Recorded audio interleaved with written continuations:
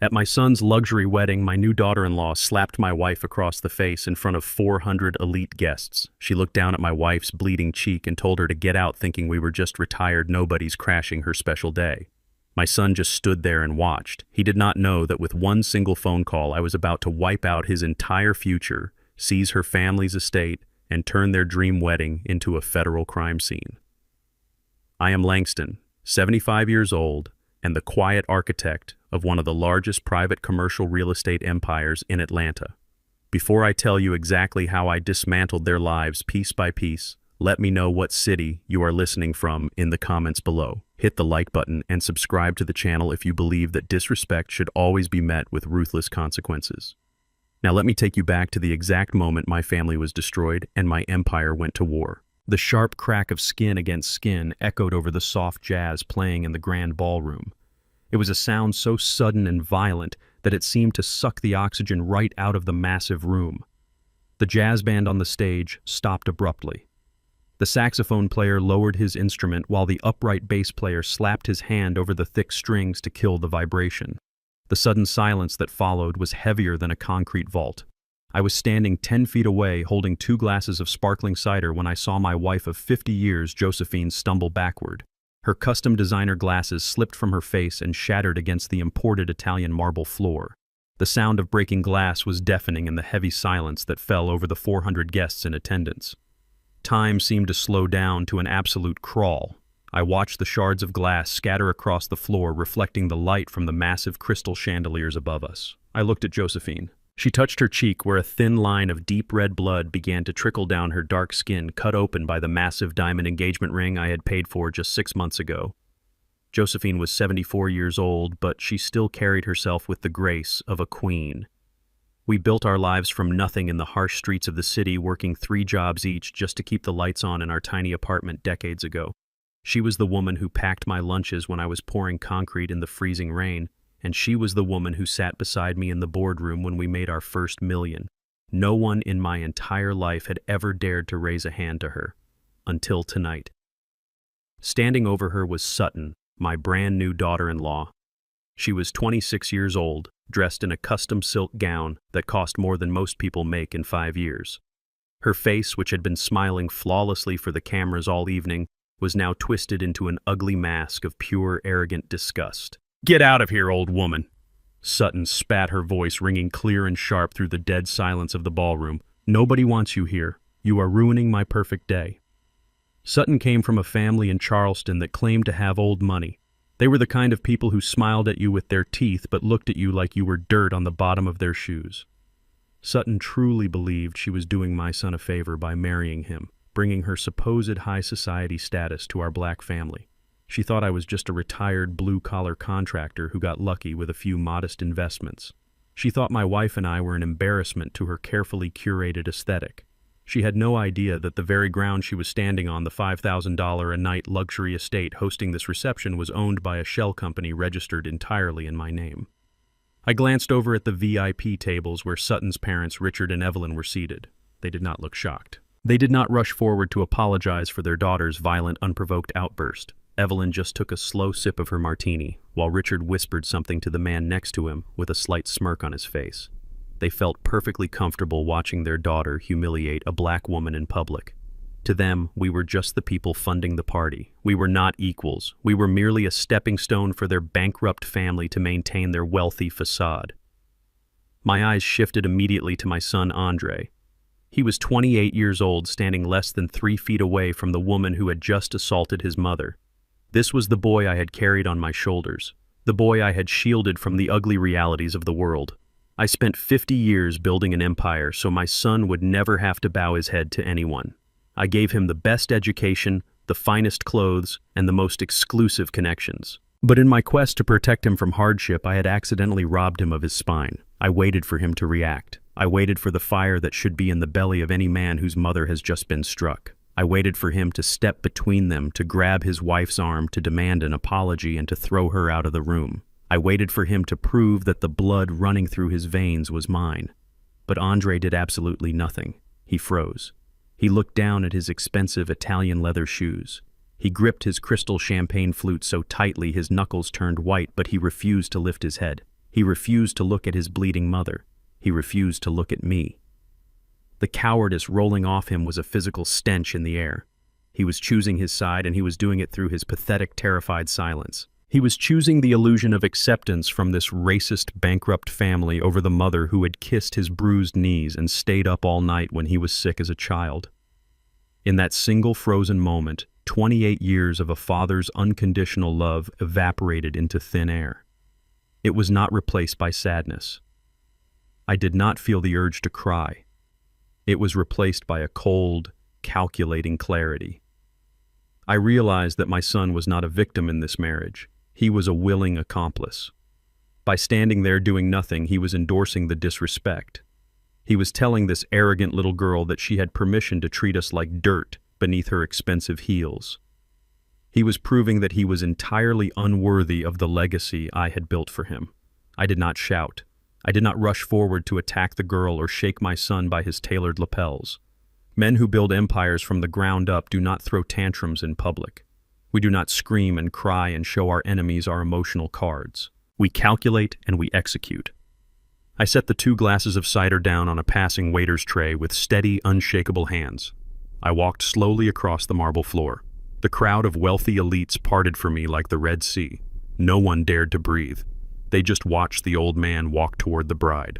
I knelt down with my old aching joints right in front of Sutton's expensive white shoes.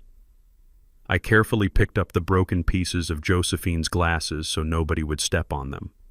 I pulled a clean silk handkerchief from the inside pocket of my tailored suit and gently pressed it to my beautiful wife's cheek, wiping away the line of blood. Josephine looked at me. Her eyes were not filled with tears. They were perfectly calm. After 50 years of marriage and building a dynasty together from nothing, she knew exactly what was running through my mind. We had a contingency plan for everything in our corporate business, and a few years ago, we made one for our family trust. It was a plan designed to sever the rot if the branch ever became infected. She placed her warm hand over mine and nodded once. A silent, unbreakable agreement between partners. The gloves were off. I stood back up to my full height. I looked directly at Sutton. She puffed out her chest, crossing her arms and smirking at me. She was waiting for me to yell.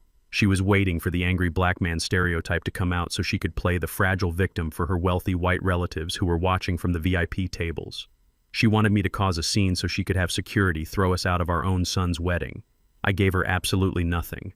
My face was a mask of pure stone. I looked at Andre, who finally managed to meet my gaze for a fraction of a second before his eyes darted away in utter shame. I did not say a single word to him. I did not need to. He was already a ghost to me. He was no longer my heir. He was just a stranger in a suit that I had paid for. I reached into my suit jacket and pulled out my phone. I dialed a private encrypted number that went straight to my lead wealth manager. He is a man who is paid very well to be available 24 hours a day, 7 days a week.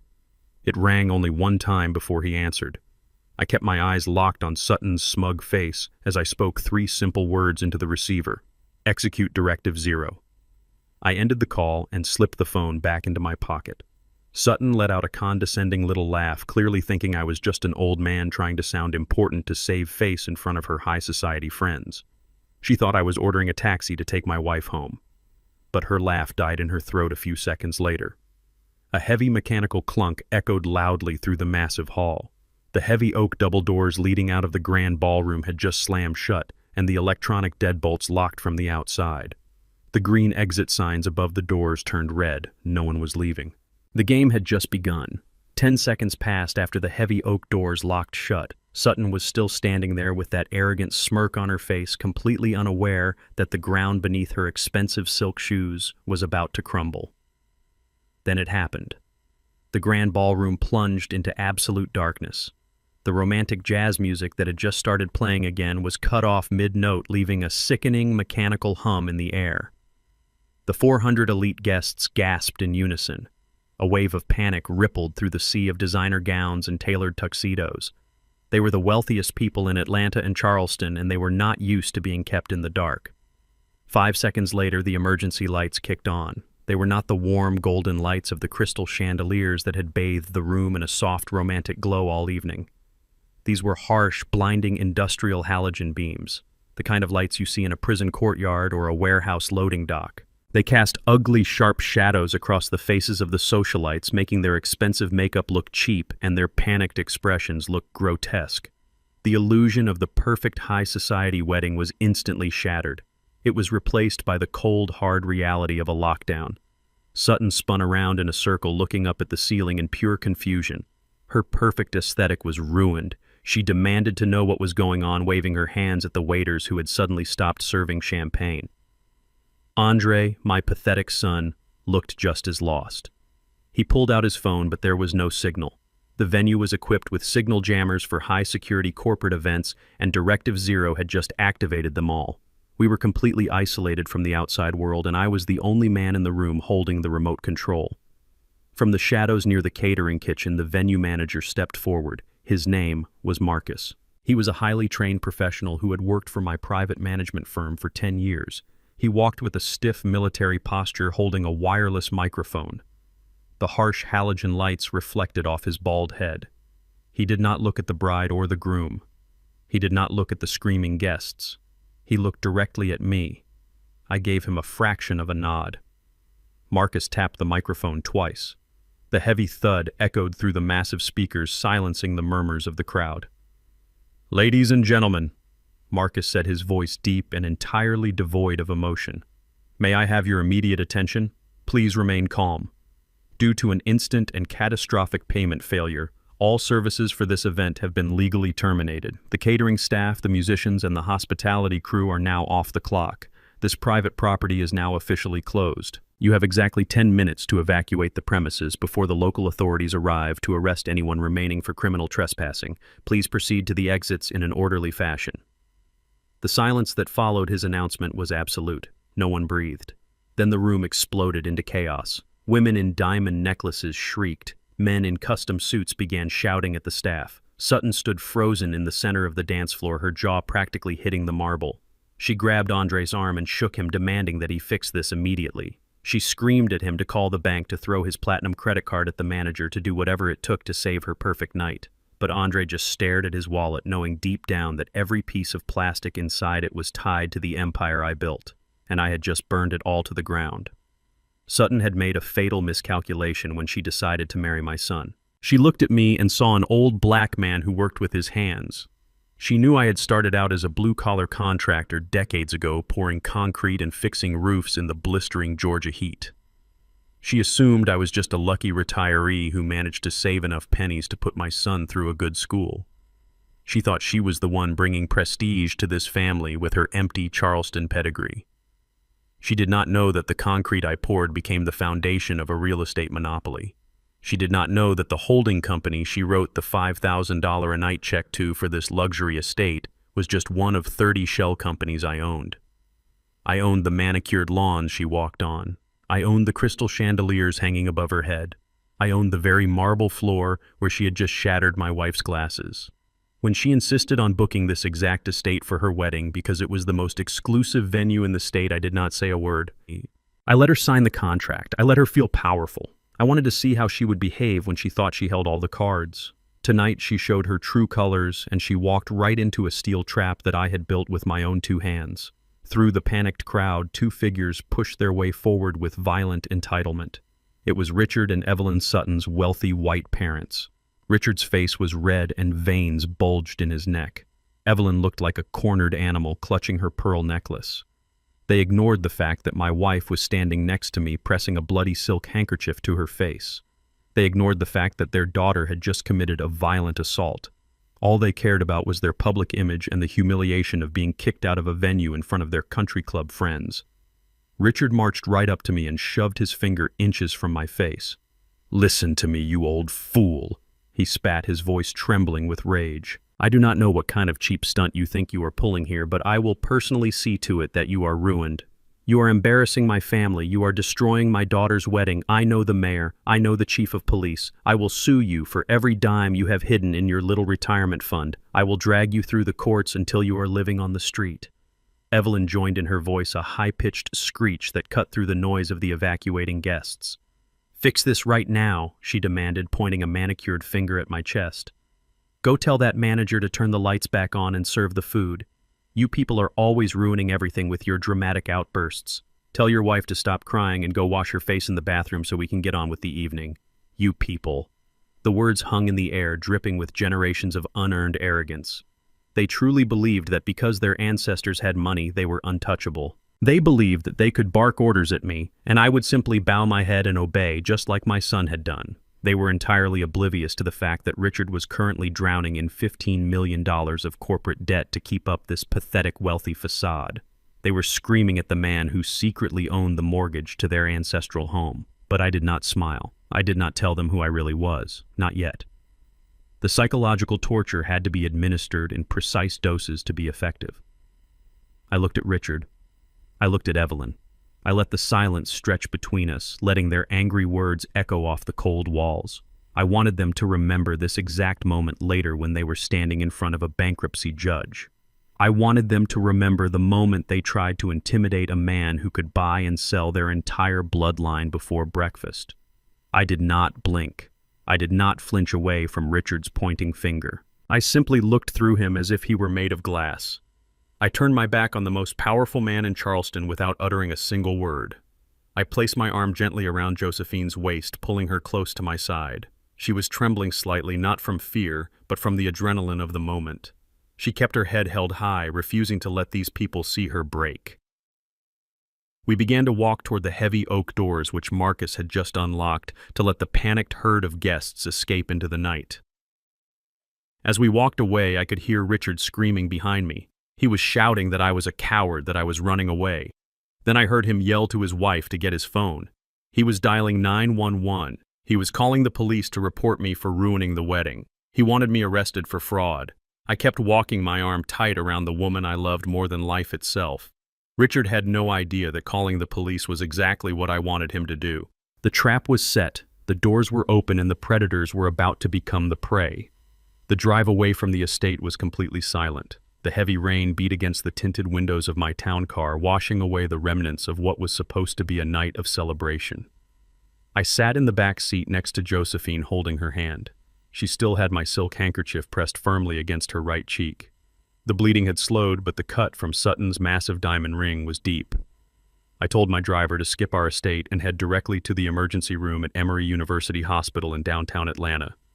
Josephine looked at me with a tired but understanding expression. She knew exactly why we were going there.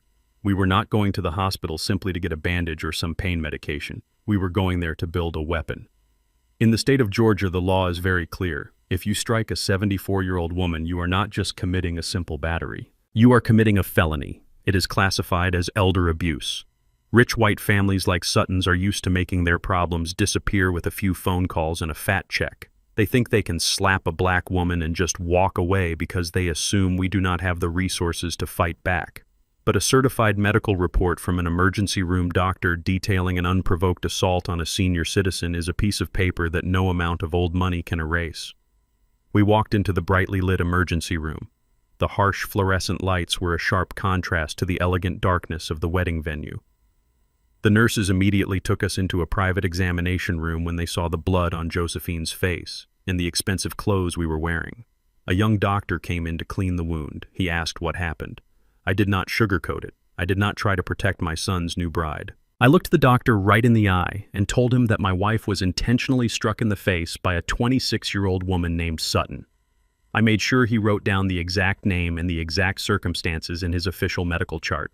I stood in the corner of the small, sterile room and watched as a forensic nurse took high-resolution photographs of the laceration on Josephine's cheek.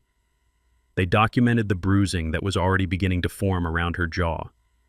Every flash of the camera was another nail in Sutton's coffin. I was meticulously laying the groundwork for a criminal prosecution that would completely destroy her life. I wanted every piece of evidence locked down before her bankrupt father even had a chance to hire a lawyer to spin a false narrative. Once the doctor finished stitching the cut and handing us the official paperwork, I felt my phone vibrate in my pocket. It was a call from Andre. I looked at the caller ID and felt a cold wave of disgust wash over me. My son had not checked on his mother once since the incident. He had not called to see if she was bleeding, if she was hurt, or if she was even safe. Instead, he was calling me because his carefully constructed world of unearned luxury was finally starting to fall apart. I stepped out of the hospital room into the quiet hallway and answered the call. I did not say hello. I just listened to the panic in his voice. Andre was standing at the Delta terminal in Hartsfield-Jackson International Airport. He and his new bride were supposed to be boarding a flight for their 3-week honeymoon in the Maldives. It was a trip that cost more than most people earn in an entire year, and I was the one who had paid for every single cent of it. But now he was shouting into the phone, out of breath and frantic. He demanded to know what was going on. He said they had just tried to enter the exclusive VIP lounge and the attendant had cut his membership card in half right in front of him. He was furious. He told me that when they got to the ticketing counter, the agent informed them that their first-class tickets to the Maldives had been completely canceled and the reservation was wiped from the system. He was throwing a massive tantrum in the middle of the busiest airport in the world. He told me that Sutton was crying next to him and that people were staring at them. He demanded that I call the airline right now to fix the glitch. He actually used the word glitch. He was so incredibly entitled that he could not even comprehend the concept of a consequence. He thought the universe had simply made a mistake. I let him scream and complain for 2 full minutes. I listened to his pathetic whining while I looked through the glass window of the hospital door, watching my beautiful wife hold an ice pack to her bruised face. When he finally stopped talking to take a breath, I spoke. My voice was quiet and completely devoid of any paternal warmth. I told him there was no glitch. I told him that I had personally canceled the honeymoon flights while we were riding in the car to the hospital. Andre went dead silent on the other end of the line. Then he started to stammer, asking me why I would do such a thing on his wedding night. I explained it to him very simply. I told him that the black corporate American Express card in his wallet, the one he used to fund his entire lavish lifestyle, was officially dead. The account was permanently closed. I told him that his trust fund was frozen and his access to any family accounts had been entirely revoked. I told him that the moment he stood by and watched a spoiled, arrogant little girl assault his mother, he ceased to be a part of my family. And people who are not part of my family do not get to spend my money. His shock quickly turned into a violent, desperate rage. He started yelling again, but this time his voice was cracking. He told me I was being unreasonable and crazy over a stupid argument. He actually called the unprovoked assault on his mother a stupid argument. He said I was ruining his life and humiliating his wife. He threatened me, telling me that he did not need my money anyway. He screamed that they would just get an Uber and go back to his luxury penthouse in Midtown Atlanta to figure things out in the morning.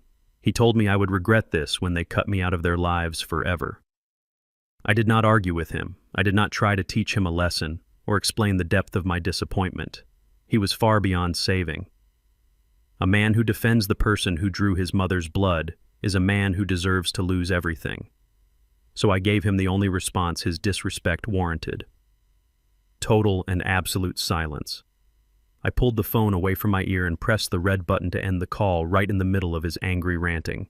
I blocked his number immediately, let him scream into the void. I walked back into the hospital room and put my phone away. Josephine looked at me and I simply nodded. She knew the cord had been cut. There is a profound kind of grief that comes with realizing your child is fundamentally broken. I had spent 28 years trying to mold him into a leader, a man of substance and character. But as I helped Josephine put her coat back on, I accepted the hard truth. I had raised a parasite, and the only way to deal with a parasite is to completely sever its food supply.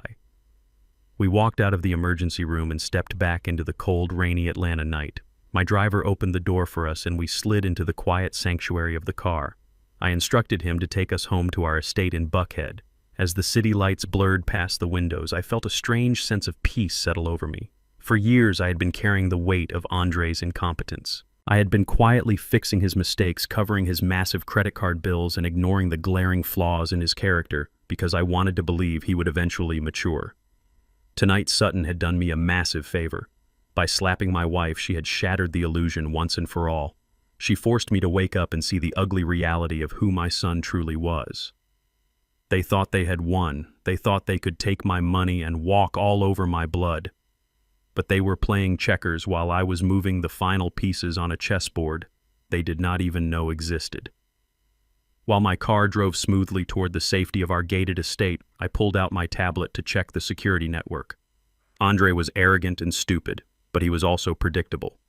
Just as he had threatened, he and Sutton had taken a rideshare from the airport straight to the ultra-modern high-rise building in Midtown Atlanta where his penthouse was located. He called it his penthouse, but his name was nowhere on the deed. It belonged to my real estate portfolio, and it was fully integrated into my corporate security system.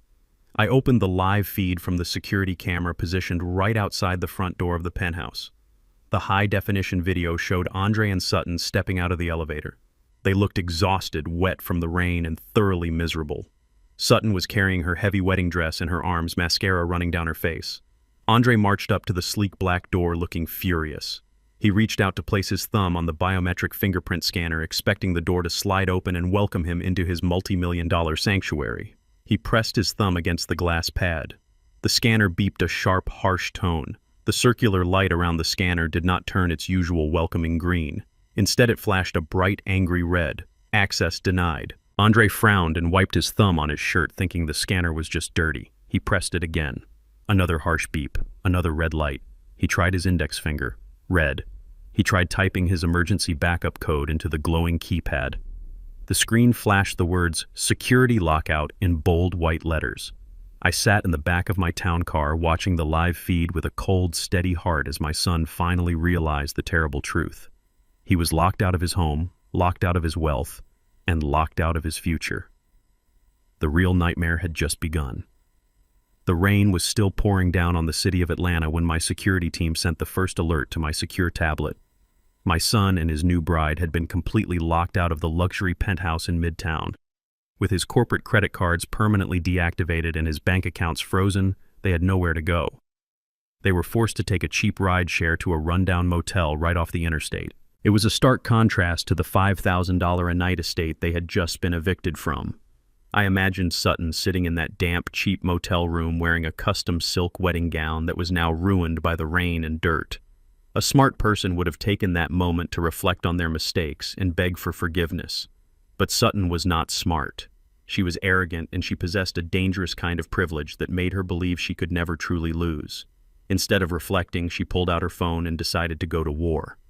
By 2 o'clock in the morning, a video was uploaded to her social media account. I sat in the quiet darkness of my study watching the screen as the video played. Sutton was sitting on the edge of a cheap motel bed. Her expensive makeup was intentionally smudged to make her look like a victim.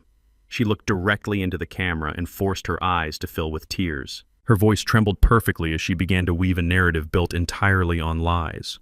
She told her millions of followers that her perfect wedding day had been destroyed by an aggressive and unhinged mother-in-law. She used all the classic coded language that society has always used to demonize black women. She claimed that my wife had been hostile to her from the very beginning because of her race and her wealthy background. She looked into the lens and cried, saying that Josephine had cornered her and attacked her, forcing Sutton to act in pure self-defense to protect herself. She painted herself as the fragile, innocent bride who had just barely escaped a violent family. It was a masterful performance of weaponized victimhood. Within an hour, the video had gone completely viral. The internet loves a tragic story, especially when it features a crying young woman claiming she was wronged. I watched the view count climb into the millions. The comments section beneath the video turned into an absolute cesspool of hatred. Complete strangers who knew absolutely nothing about our lives began launching vicious racial and ageist attacks against my wife. They called Josephine a bitter old woman. They used degrading terms implying she was jealous of her beautiful young daughter-in-law. They said she belonged in a cage. They demanded that Sutton press charges against the violent thugs who ruined her wedding. I did not get angry as I read those comments. Anger is a useless emotion that clouds your judgment. Instead, I felt a deep, freezing calm settle over my mind. They were attacking a 74-year-old woman who had spent her entire life building communities and funding charities. But the public did not care about the truth. They only cared about the spectacle. Then I saw the one thing that finally killed the last remaining shred of fatherly love I had in my heart. Pinned right at the top of the comment section under the hateful video was a message from my son. Andre had used his verified account to leave a public reply for the entire world to see. He wrote that he stood by his wife. He wrote that nobody should ever have to endure the kind of abuse Sutton suffered on her wedding day. I stared at those words for a very long time. My son, the boy I had raised to be a king, had publicly sided with the woman who struck his mother. He chose to validate a racist lie rather than stand up for the woman who gave him life. He was actively participating in the public lynching of his own mother's character. In that exact moment, Andre died to me. Any thought of future rehabilitation or forgiveness was permanently erased from my mind. He was no longer a disappointed son. He was an active enemy. What the millions of people watching that video did not know was the real reason behind the altercation. They did not know what happened in the luxurious bridal suite just 1 hour before the wedding reception began. Josephine had gone up to the suite alone. She had brought a velvet box containing a vintage diamond necklace that had been in our family for decades. It was meant to be a welcoming gift for Sutton to show her that despite our differences, she was now part of our family. When Josephine quietly opened the door to the bridal suite, she did not find a nervous bride getting ready. She found Sutton sitting at the expensive mahogany vanity mirror with 3 of her wealthy bridesmaids. Spread across the glass surface of the mirror was a pile of white powder. Sutton was holding a tightly rolled $100 bill to her nose, snorting cocaine right before she was supposed to walk down the aisle. Josephine stood frozen in the doorway, but the drugs were not even the worst part of what she witnessed. Sutton was laughing loudly with her friends. She was bragging about the prenuptial agreement our corporate lawyers had forced her to sign. Sutton told her bridesmaids that she had hired her own secret lawyer to review the document. She boasted that they had found a massive loophole in the trust fund stipulations. She laughed and said she only had to endure being married to my pathetic son for exactly 1 year. After 12 months, she claimed she could trigger a divorce clause that would entitle her to half of the $50 million trust fund.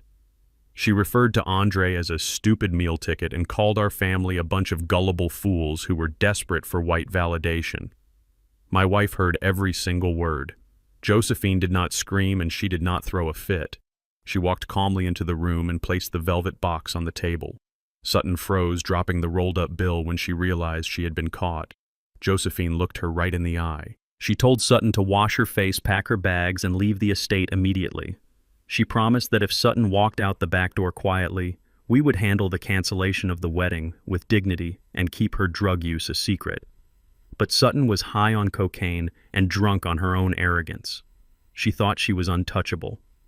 Instead of leaving, she fixed her makeup, put on her smile, and marched down to the grand ballroom to force the wedding to continue. When Josephine approached her later on the dance floor to quietly demand that she stop the charade, Sutton panicked. Realizing her massive payday was about to slip through her fingers, she decided to strike first. She slapped my wife in front of 400 people to create a chaotic distraction, hoping to spin the narrative exactly as she was doing now on social media. She thought her plan was working flawlessly. She thought the viral video would pressure us into giving her whatever she wanted to make the public relations nightmare go away. She thought we were soft billionaires who would pay any price to protect our corporate image. She did not realize that I had spent the last 40 years swimming with sharks, and I knew exactly how to bleed a predator dry. The morning sun finally broke through the heavy rain clouds, casting a pale light over our estate. Josephine was resting quietly in the master bedroom. I was sitting at the massive oak desk in my private office reviewing the digital footprint of every single shell company tied to Sutton's family. The intercom on my desk buzzed softly. My head of security informed me that a vehicle had just pulled up to the main security gate. I authorized them to let the vehicle through. 5 minutes later, my lead corporate lawyer walked into my office. He was a ruthless man who rarely showed emotion, but this morning he had a tight, rigid look on his face. He walked over to my desk and placed a thick stack of legal documents right in front of me. He told me that Sutton and her bankrupt father had not wasted a single second. They had hired a sleazy, high-profile litigator known for public smear campaigns. The documents on my desk were a formally drafted lawsuit. Sutton was suing me and my wife for $10 million, claiming severe emotional distress, public humiliation, and false imprisonment due to the doors being locked at the venue. The lawsuit included a demand for an immediate settlement warning that if we did not pay, the viral video would just be the beginning of a massive media tour to destroy my corporate empire. I looked down at the ridiculous legal papers, a $10 million extortion attempt wrapped in a civil lawsuit. They thought they had backed me into a corner. They thought the threat of public ruin would force me to open my vault and hand them a fortune. I slowly reached out and tapped my fingers against the thick stack of paper. A cold, genuine smile finally spread across my face. They had taken the bait perfectly. The lawsuit gave me the exact legal excuse I needed to open the vault, but they were not going to find any money inside. They were only going to find their absolute destruction. The meeting was set for 10 o'clock the following morning at the downtown offices of my primary legal counsel. My corporate lawyer, Mr. Caldwell, was a man who possessed the warmth of a great white shark and the precision of a military sniper. His office was located on the 50th floor of a towering glass skyscraper that I happened to own through a subsidiary holding company. The room was entirely soundproofed, featuring a massive mahogany conference table and floor-to-ceiling windows that overlooked the sprawling Atlanta skyline. I sat alone at the head of the table in a high-backed leather chair. Josephine was safely at home, resting in our quiet garden. I did not want her to breathe the same air as the people who were about to walk through those heavy oak doors. I wanted to handle this execution myself. At exactly 10:15, the heavy glass doors swung open. They were 15 minutes late, a cheap power play designed to make me angry. Sutton and Andre marched into the room, flanked by a man who looked like he belonged on a late-night television commercial. He was their newly hired litigator, wearing a flashy pinstripe suit, too much cologne, and an arrogant smile. Sutton looked entirely different from the crying, broken victim she had portrayed on social media just hours before.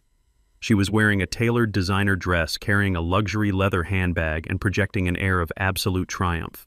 She thought she had me backed into a corner. She thought her viral video and her $10 million lawsuit were the ultimate weapons that would force me to surrender. Andre walked in right behind her, looking down at the polished floor, just like he did at the wedding. He pulled out a chair for his wife and sat down beside her, refusing to make eye contact with me. He looked exhausted and terrified, but he was still foolish enough to follow her lead. He still believed that his status as my only son would protect him from utter ruin. The sleazy litigator did not even bother to introduce himself properly. He dropped a thick leather briefcase onto the mahogany table and leaned forward, resting his knuckles on the polished wood. He spoke with a loud, obnoxious voice that echoed in the quiet room, trying to dominate the physical space. He told me that his clients were willing to make the entire public relations nightmare go away right now. He said they were deeply traumatized by the events at the wedding and the emotional distress my wife had supposedly inflicted upon Sutton. He stated that the $10 million lawsuit would be officially dropped and the viral internet video deleted if we simply agreed to their very reasonable terms. Their terms were not a structured payment plan. Their terms were an immediate dissolution of Andre's trust fund. Sutton crossed her legs and smiled at me across the table, a look of pure, unadulterated greed flashing in her eyes. She demanded that we unlock the $50 million trust fund that Andre was supposedly entitled to receive upon his marriage. She explicitly detailed how the money would be divided. She said that $10 million would go directly to her as a tax-free settlement for her suffering. The remaining $40 million would be transferred into a joint account for her and Andre to start their new life away from our toxic, abusive family. She actually used the word toxic. She sat there in a building I owned, demanding $50 million of my hard-earned money because she had assaulted my wife and played the victim on the internet. I did not say a single word. I did not lean forward or show any sign of intimidation. I did not even blink. I simply looked at Mr. Caldwell, who was sitting completely still to my right. Men with real power do not need to raise their voices to win an argument. We let the paperwork do the screaming. Caldwell adjusted his wire-rimmed glasses and picked up a single manila folder from his immaculate desk. He did not open his briefcase. He did not pull out stacks of defense files or counter lawsuits. He only had that one thin folder. Mr. Caldwell slid the folder slowly across the smooth mahogany surface until it stopped directly in front of the flashy litigator. The sound of the paper sliding across the wood was the only noise in the room. Caldwell spoke in a voice so calm and quiet that the other lawyer had to lean in to hear him. Caldwell informed them that they were operating under a massive and highly embarrassing delusion. He told Sutton that she had married a man based on a fundamental misunderstanding of wealth architecture. The litigator opened the folder and began to read. Sutton leaned over his shoulder, her smug smile faltering slightly as her eyes scanned the dense legal jargon. Mr. Caldwell explained it to them in plain English, making sure every word cut deep. He said that Andre did not own a $50 million trust fund. Andre did not own a single cent of the family wealth. The trust fund was established decades ago as a fully discretionary generation-skipping trust. Caldwell clarified what that meant. Andre was merely a discretionary beneficiary. That meant he had absolutely no legal right to demand a single payout ever. Every dollar Andre had ever spent, every sports car he had ever driven, and every luxury apartment he had ever lived in was granted purely at the discretion of the trustees. And the sole trustees of that massive account were myself and Josephine. We held the keys to the kingdom, and Andre was nothing more than a peasant who had been allowed to sleep in the castle. The law was absolute. Andre could not force a payout. He could not borrow against the principal. He could not pledge the assets to a bank. And he certainly could not hand it over to a greedy bride who thought she had outsmarted a man who built an empire from concrete and steel. I watched the color drain completely out of Andre's face. He began to breathe heavily. He had spent his entire adult life bragging to his friends and his new wife about his massive trust fund. He had paraded around Atlanta high society acting like a billionaire, when in reality he was just a dependent living on an allowance that could be revoked at any second. He had sold Sutton a fantasy, and now the bill was due. Sutton turned to look at Andre with wide, angry eyes. The illusion of her grand payday was shattering before her very eyes. She realized in that exact moment that the golden goose she thought she had trapped was actually completely penniless. The $50 million she had built her entire future around the money she had snorted drugs and bragged about in the bridal suite was locked inside a vault that she could never force open. She had thrown away her reputation and committed a felony for a man who had zero financial power. But Sutton was like a rat trapped in a corner. She possessed a dangerous level of arrogance that refused to accept defeat. The shock on her face quickly twisted back into a mask of pure venom. She slammed her hand down on the heavy wooden table and glared at Mr. Caldwell. She laughed a harsh, grating sound that filled the silent room. She told my lawyer that he was bluffing and that she was not some uneducated girl who could be intimidated by fancy corporate words. She turned her attention back to her litigator and demanded that he explain the real law to us. Sutton proudly proclaimed that it did not matter if the trust was discretionary. She said that she and Andre were legally married now. She brought up community property laws and marital asset division, acting as if she had suddenly become an expert in family law overnight. She insisted that since the trust was established for Andre's benefit the moment they signed their marriage license, she became legally entitled to a portion of its disbursements to maintain her marital standard of living. She threatened to drag the trust into a massive, messy divorce settlement. She claimed she would force a family court judge to order a massive payout based on the lifestyle she was promised. Her sleazy lawyer nodded along, trying to regain his footing after being completely blindsided. He had likely taken this case on a contingency fee, expecting a quick multi-million-dollar settlement from a terrified family trying to protect their public image. Now he was staring down the barrel of a long, drawn-out legal war against a billionaire with unlimited resources. But he puffed out his chest and stated that a judge would not look kindly upon a wealthy family hoarding assets while leaving a young newlywed couple destitute, especially after a highly publicized physical altercation. They thought they had found a loophole. They thought that by weaponizing the family court system they could force my hand and pry the vault open through sheer public pressure and legal attrition. I looked at my son, who was now sweating profusely, staring at the manila folder as if it were a loaded gun. He finally understood the magnitude of his mistake, but he was too paralyzed by fear to speak. Sutton, on the other hand, was still smirking, believing her community property argument was the winning checkmate. She thought she had outmaneuvered the old man.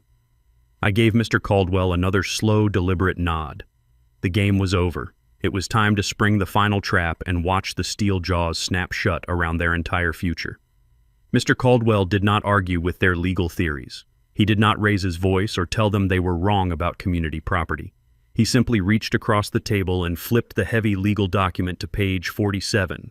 He tapped his expensive gold fountain pen twice against a specific paragraph highlighted in bold black ink. He looked directly into Sutton's arrogant eyes and told her that community property laws did not apply to a beneficiary who had just triggered the ironclad clause. Mr. Caldwell did not blink when Sutton threw her ridiculous community property argument across the heavy mahogany table. He did not raise his voice to argue with a woman who clearly possessed more arrogance than actual legal knowledge. He simply sat there with the terrifying calm of a man who held all the winning cards. He did not need to shout. He let the silence stretch out, allowing her unearned confidence to hang in the cold, air-conditioned room before he completely destroyed it. Section 8 of the family trust agreement was a provision I had personally insisted upon when my real estate empire first crossed the billion-dollar mark. I grew up in a harsh world where money routinely tore families apart. I watched greed turn brothers into bitter enemies and children into ungrateful parasites. Josephine and I had promised each other that the wealth we built from the ground up, working multiple jobs and sacrificing our youth, would never be used to fund our own destruction. We instructed our legal team to draft a poison pill into the very foundation of the trust fund. It was a fail-safe mechanism designed to completely sever the financial artery if the beneficiary ever proved themselves unworthy of our legacy. Mr. Caldwell smoothed the heavy parchment paper with his hands. He looked directly at Sutton's sleazy litigator and told him to listen very carefully to the exact wording on page 47. Caldwell began to read aloud, his steady voice echoing off the glass walls of the high-rise boardroom. He read Section 8, the morality clause.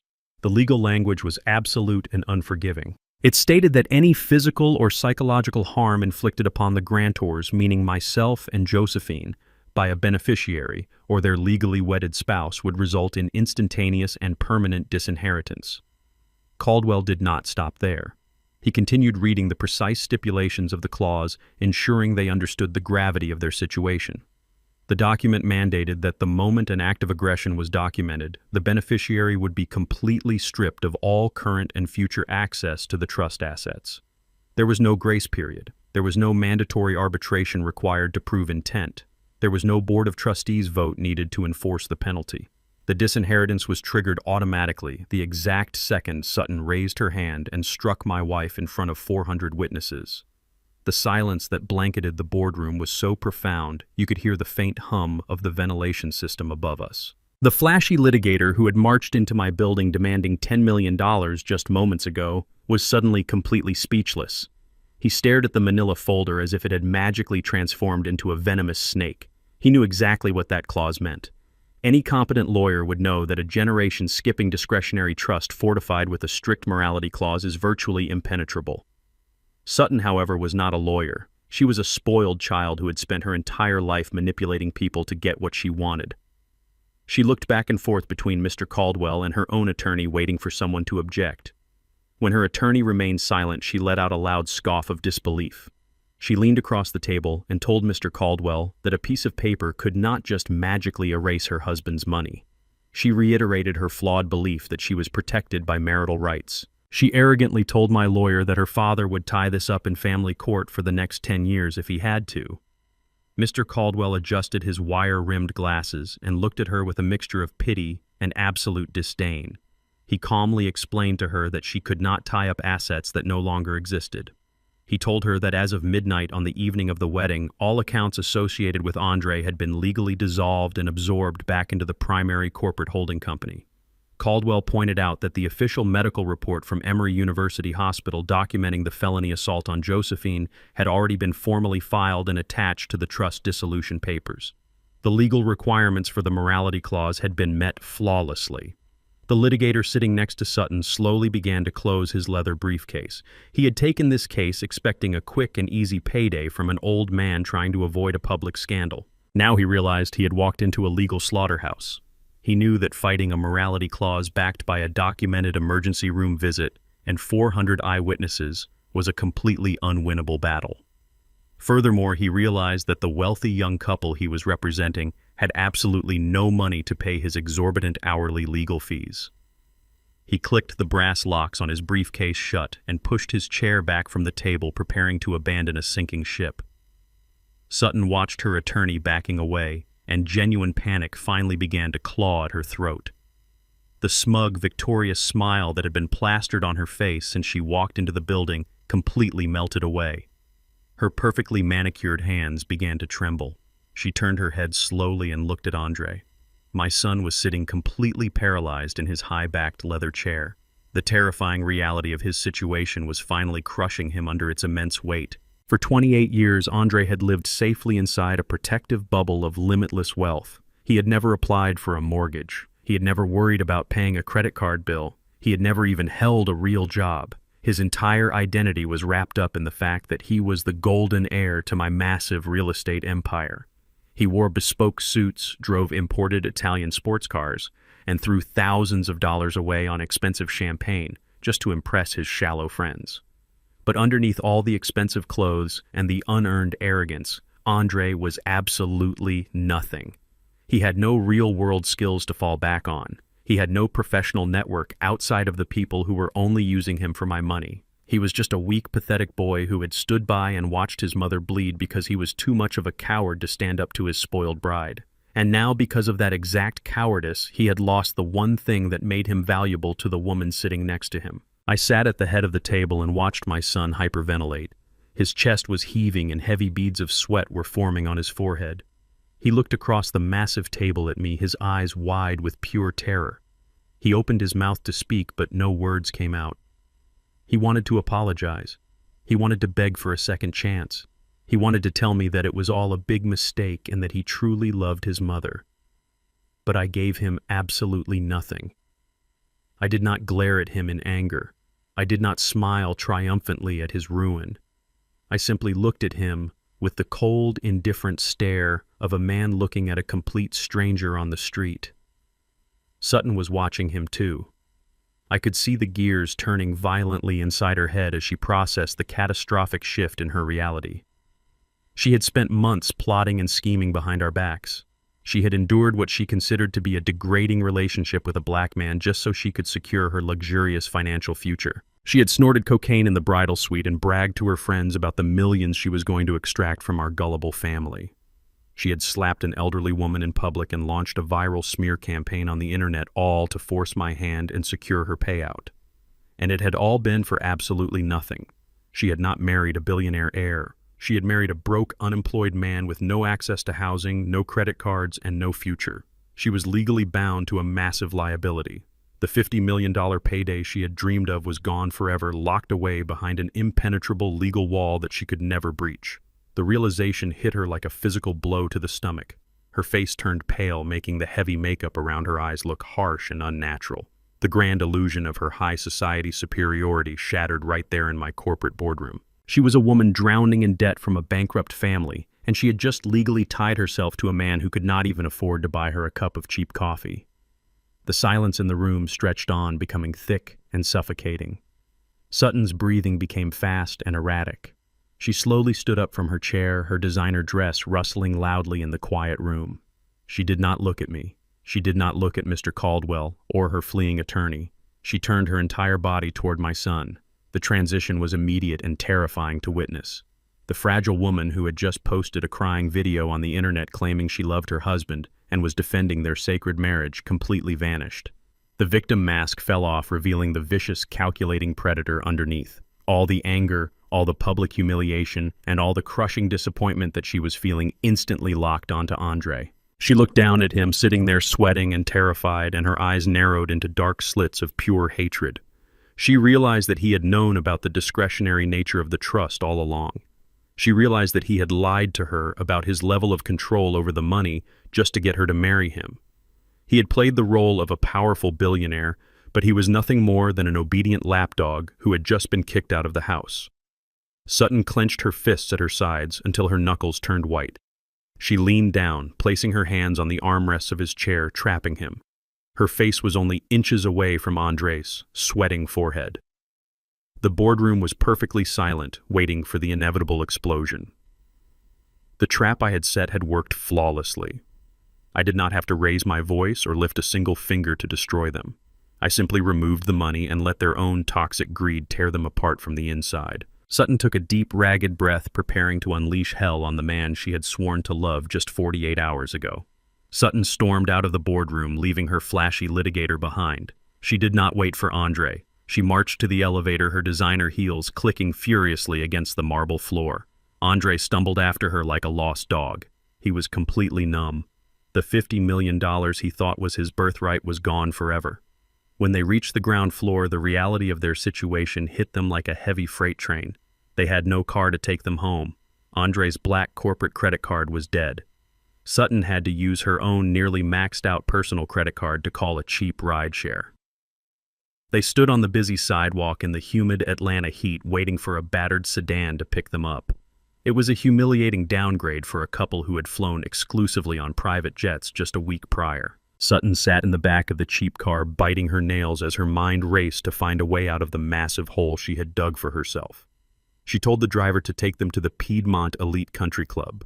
It was the oldest and most exclusive private club in the city, a place where her parents Richard and Evelyn spent every single afternoon drinking expensive gin and networking with other bankrupt aristocrats. Sutton believed that her family name would save her. She believed her father would simply write a massive check to fix the problem and provide her with the luxury she deserved. She dragged Andre along not out of love or loyalty, but because he was the only piece of leverage she had left. The drive to the country club took 45 minutes. The silence in the back of the car was suffocating and heavy. Andre stared out the window, watching the city he used to own pass him by. He was a prince who had just been exiled from his own kingdom. Sutton did not even look at him. She was aggressively typing on her phone, ignoring the fact that she was the one who had caused this entire disaster by assaulting my wife in public. When the rideshare finally pulled up to the grand wrought iron gates of the Piedmont Elite Country Club, the guard at the booth hesitated. He was used to seeing imported luxury vehicles roll through, not a dented sedan. Sutton had to roll down the window and scream her maiden name at the guard before he finally lifted the heavy gate. The club was a sprawling colonial-style estate surrounded by perfectly manicured golf courses and ancient oak trees draped in Spanish moss. It was a towering monument to old Southern wealth and white exclusivity. It was also a place where people who looked like me and Andre were traditionally only allowed to enter through the service doors to carry trays of food. Andre had always felt deeply uncomfortable here, but he had ignored that feeling because he wanted so desperately to fit into Sutton's world. Now walking up the pristine white steps of the clubhouse in his wrinkled suit, he looked exactly like the outsider they had always considered him to be. Sutton stormed through the heavy mahogany doors of the clubhouse, bypassing the greeting staff and marching directly toward the private dining terrace. Andre followed closely behind, his head hung low in shame. Out on the terrace, the afternoon sun was shining brightly over the green golf course. Richard and Evelyn were seated at their usual corner table under a large canvas umbrella. They were drinking expensive wine and laughing loudly with another wealthy white couple. When Richard saw his daughter approaching, his fake polite smile faltered. He noticed her disheveled appearance. He noticed the sheer panic burning in her eyes. Sutton did not care that her parents were entertaining important guests. She walked right up to the table, grabbed an empty chair, and collapsed into it, breathing heavily. She told her parents that they needed to talk immediately in private. Richard excused himself, and Evelyn followed them to a secluded lounge area deep inside the clubhouse. Andre stood awkwardly by the doorway, feeling entirely out of place and completely powerless. Sutton did not waste any time. She looked at her father and told him everything that had just happened in Mr. Caldwell's office. She explained that the $50 million trust fund was a complete illusion. She told them about the strict morality clause and how the medical report from the hospital had completely triggered my legal right to disinherit Andre permanently. She confessed that Andre was entirely cut off from the family fortune, and that they were currently locked out of their luxury penthouse with no money to their name. Evelyn's hand flew to her pearl necklace, clutching it so tightly the string looked ready to snap. She gasped loudly, her eyes darting toward Andre with a look of pure, unadulterated horror. Richard stood perfectly still. The color slowly drained from his face as the crushing reality of his daughter's words washed over him. He had eagerly given his blessing to this marriage because he believed Andre was the golden key to saving his own failing business empire. Richard was quietly drowning in $15 million of toxic corporate debt, and he had been banking on his new billionaire-in-laws to quietly bail him out to avoid a highly public bankruptcy. He had tolerated my family and smiled at my wife because he thought we were his financial salvation. Now he was looking at a son-in-law who was poorer than the waiters serving drinks on the terrace outside. The heavy silence in the private room was finally broken by Richard's cold, cruel laughter. It was not a laugh of amusement. It was the bitter, ugly sound of an arrogant man who realized he had been completely outplayed by someone he considered beneath him. Richard turned his gaze slowly toward Andre. The mask of the progressive, tolerant white liberal completely evaporated in an instant. There was no more fake politeness. There was no more pretending that he respected Andre as an equal man. Richard looked at my son with absolute seething disgust. He stepped closer to Andre, his face turning a deep shade of crimson. "You mean to tell me," Richard hissed, his voice dripping with venom, "that you are absolutely nothing? You paraded around my house drinking my expensive scotch, asking for my daughter's hand in marriage, and you do not even own the suit on your back." Andre tried to speak, but his voice cracked in his throat. He stammered, trying to explain that he did not know about the discretionary clause, that he honestly thought the money would eventually be his to control. But Richard did not want to hear pathetic apologies. Evelyn stepped forward, her face twisted in an ugly sneer. She looked Andre up and down as if he were a piece of rotting garbage that had blown into her pristine country club. "We let you into our family," she snapped, her voice trembling with rage. "We compromised our prestigious social standing to let a boy like you marry our daughter because you promised her a life of luxury, and now you expect us to clean up your financial mess. You are absolutely pathetic." The racial slurs came next. They did not shout them loudly enough for the other club members to hear. They did not need to. They delivered them with a quiet, casual cruelty that made them even more devastating to hear. Richard used horrible words that stripped away all of Andre's basic dignity, reminding him exactly what this old money family truly thought of a black man without a massive bank account to shield him. Andre stood there taking every insult, every racial epithet, every degrading comment without saying a single word to defend himself. He realized in that agonizing moment that Sutton's family had never loved him. They had never even liked him. They had merely tolerated his skin color because it came attached to my black corporate credit card. The moment the credit card was declined, his humanity was completely revoked. It was a brutal, agonizing awakening for a boy who had spent his whole life trying to buy the respect of people who secretly despised him. Sutton did not defend her husband. She did not tell her father to stop using those hateful, racist words. She simply sat in her chair, crying crocodile tears, feeling sorry for herself. Richard turned his attention back to his daughter, his eyes cold and calculating. He told Sutton to wipe her face and stop acting like a child. He instructed her to take her diamond wedding ring off immediately. "You are not going to stay married to this useless street rat," Richard commanded, pointing a stiff, rigid finger at Andre. "You are going to file for divorce first thing tomorrow morning. But we are not walking away from this empty-handed. Your arrogant father-in-law thinks he can play games with our family. He thinks he can embarrass us in front of the entire city, lock you out of a venue, and hide his money behind a piece of paper. He does not know who he is dealing with." Richard began to pace the floor of the private lounge, his arrogant confidence slowly returning to his posture. He promised his daughter that he would personally fund the most vicious corporate divorce attorneys in the entire state of Georgia. He vowed to file endless discovery motions to subpoena every single financial record my company had ever produced and to drag my corporate reputation through the mud. He told Sutton that they would sue me for hiding marital assets, for emotional distress, and for anything else his expensive lawyers could possibly dream up. He swore that he would bleed me dry through relentless corporate litigation until I was forced to offer a massive multi-million-dollar settlement just to make the public relations nightmare go away. He looked at Andre one last time and told him to get out of the country club before he had the armed security guards throw him out by the back of his neck. Andre turned around and walked out the door, leaving his wife behind without saying a single word. He was completely broken. While my son was being thrown out of the country club and Richard was busy plotting his grand legal war, I was sitting quietly in my private office, overlooking the Atlanta skyline. I had anticipated Richard's reaction perfectly.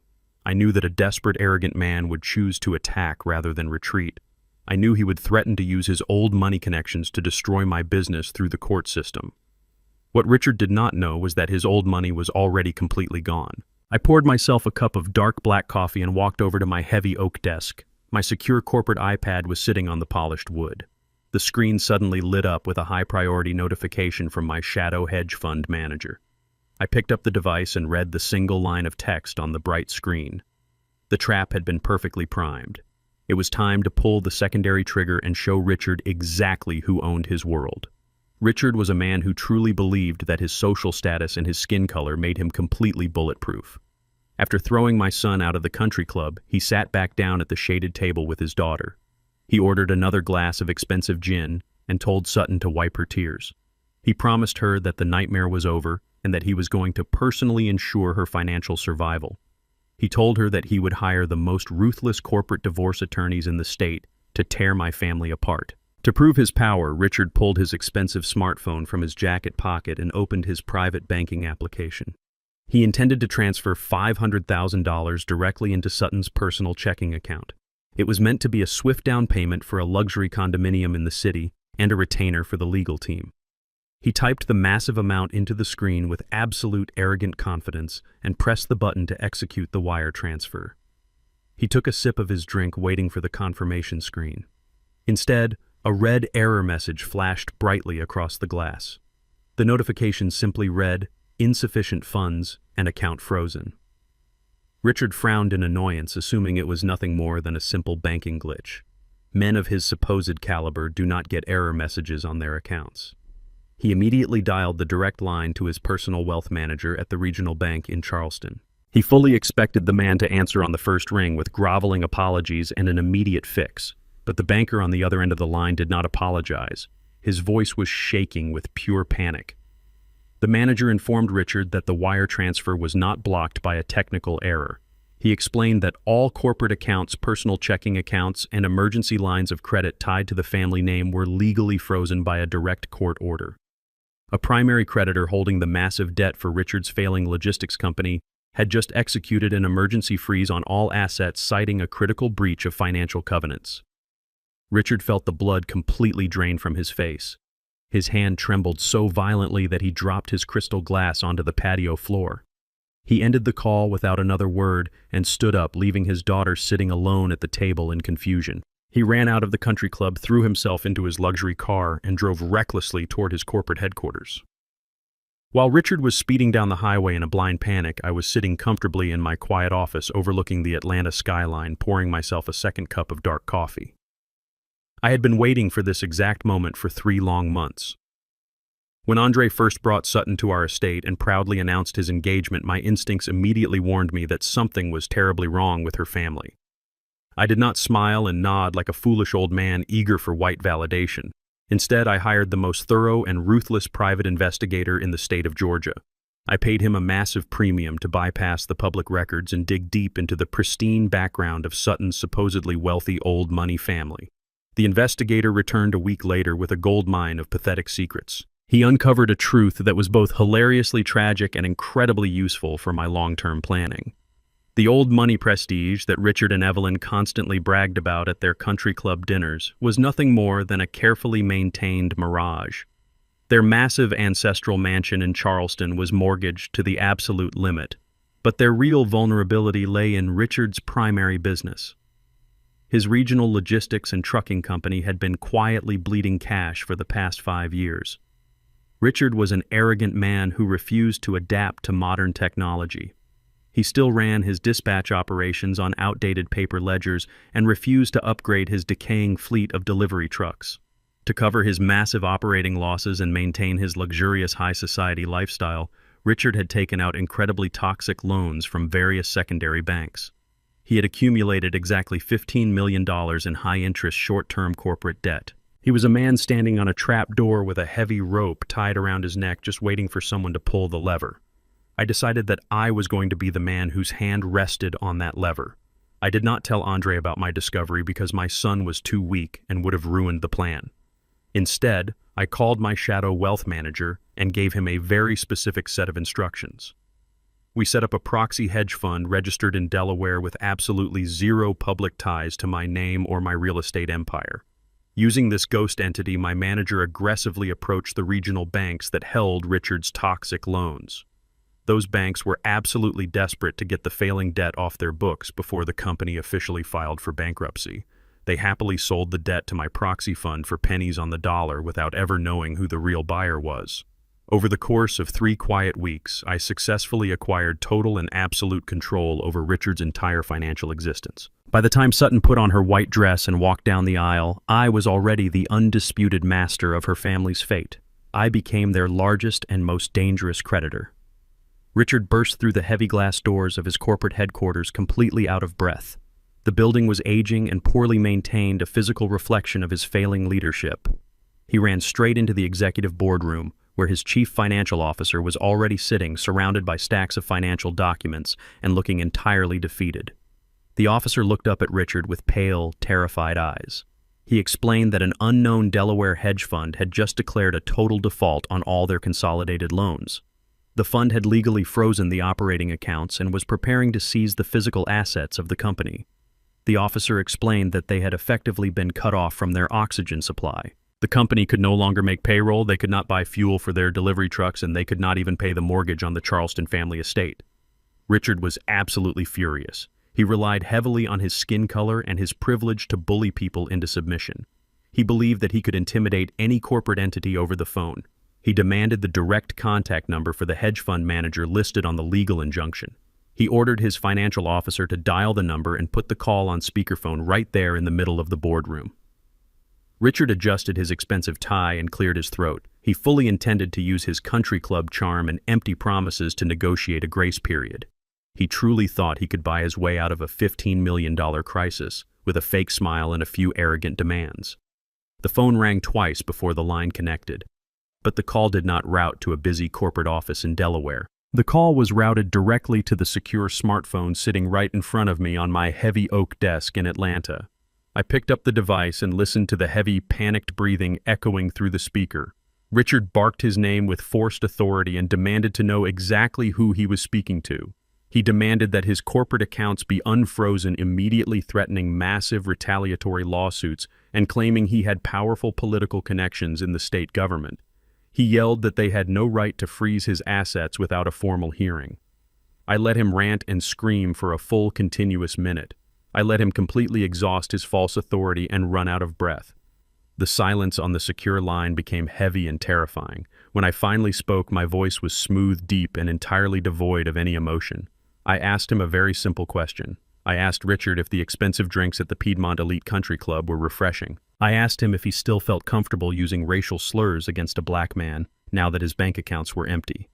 The silence that instantly filled his boardroom was absolute and chilling.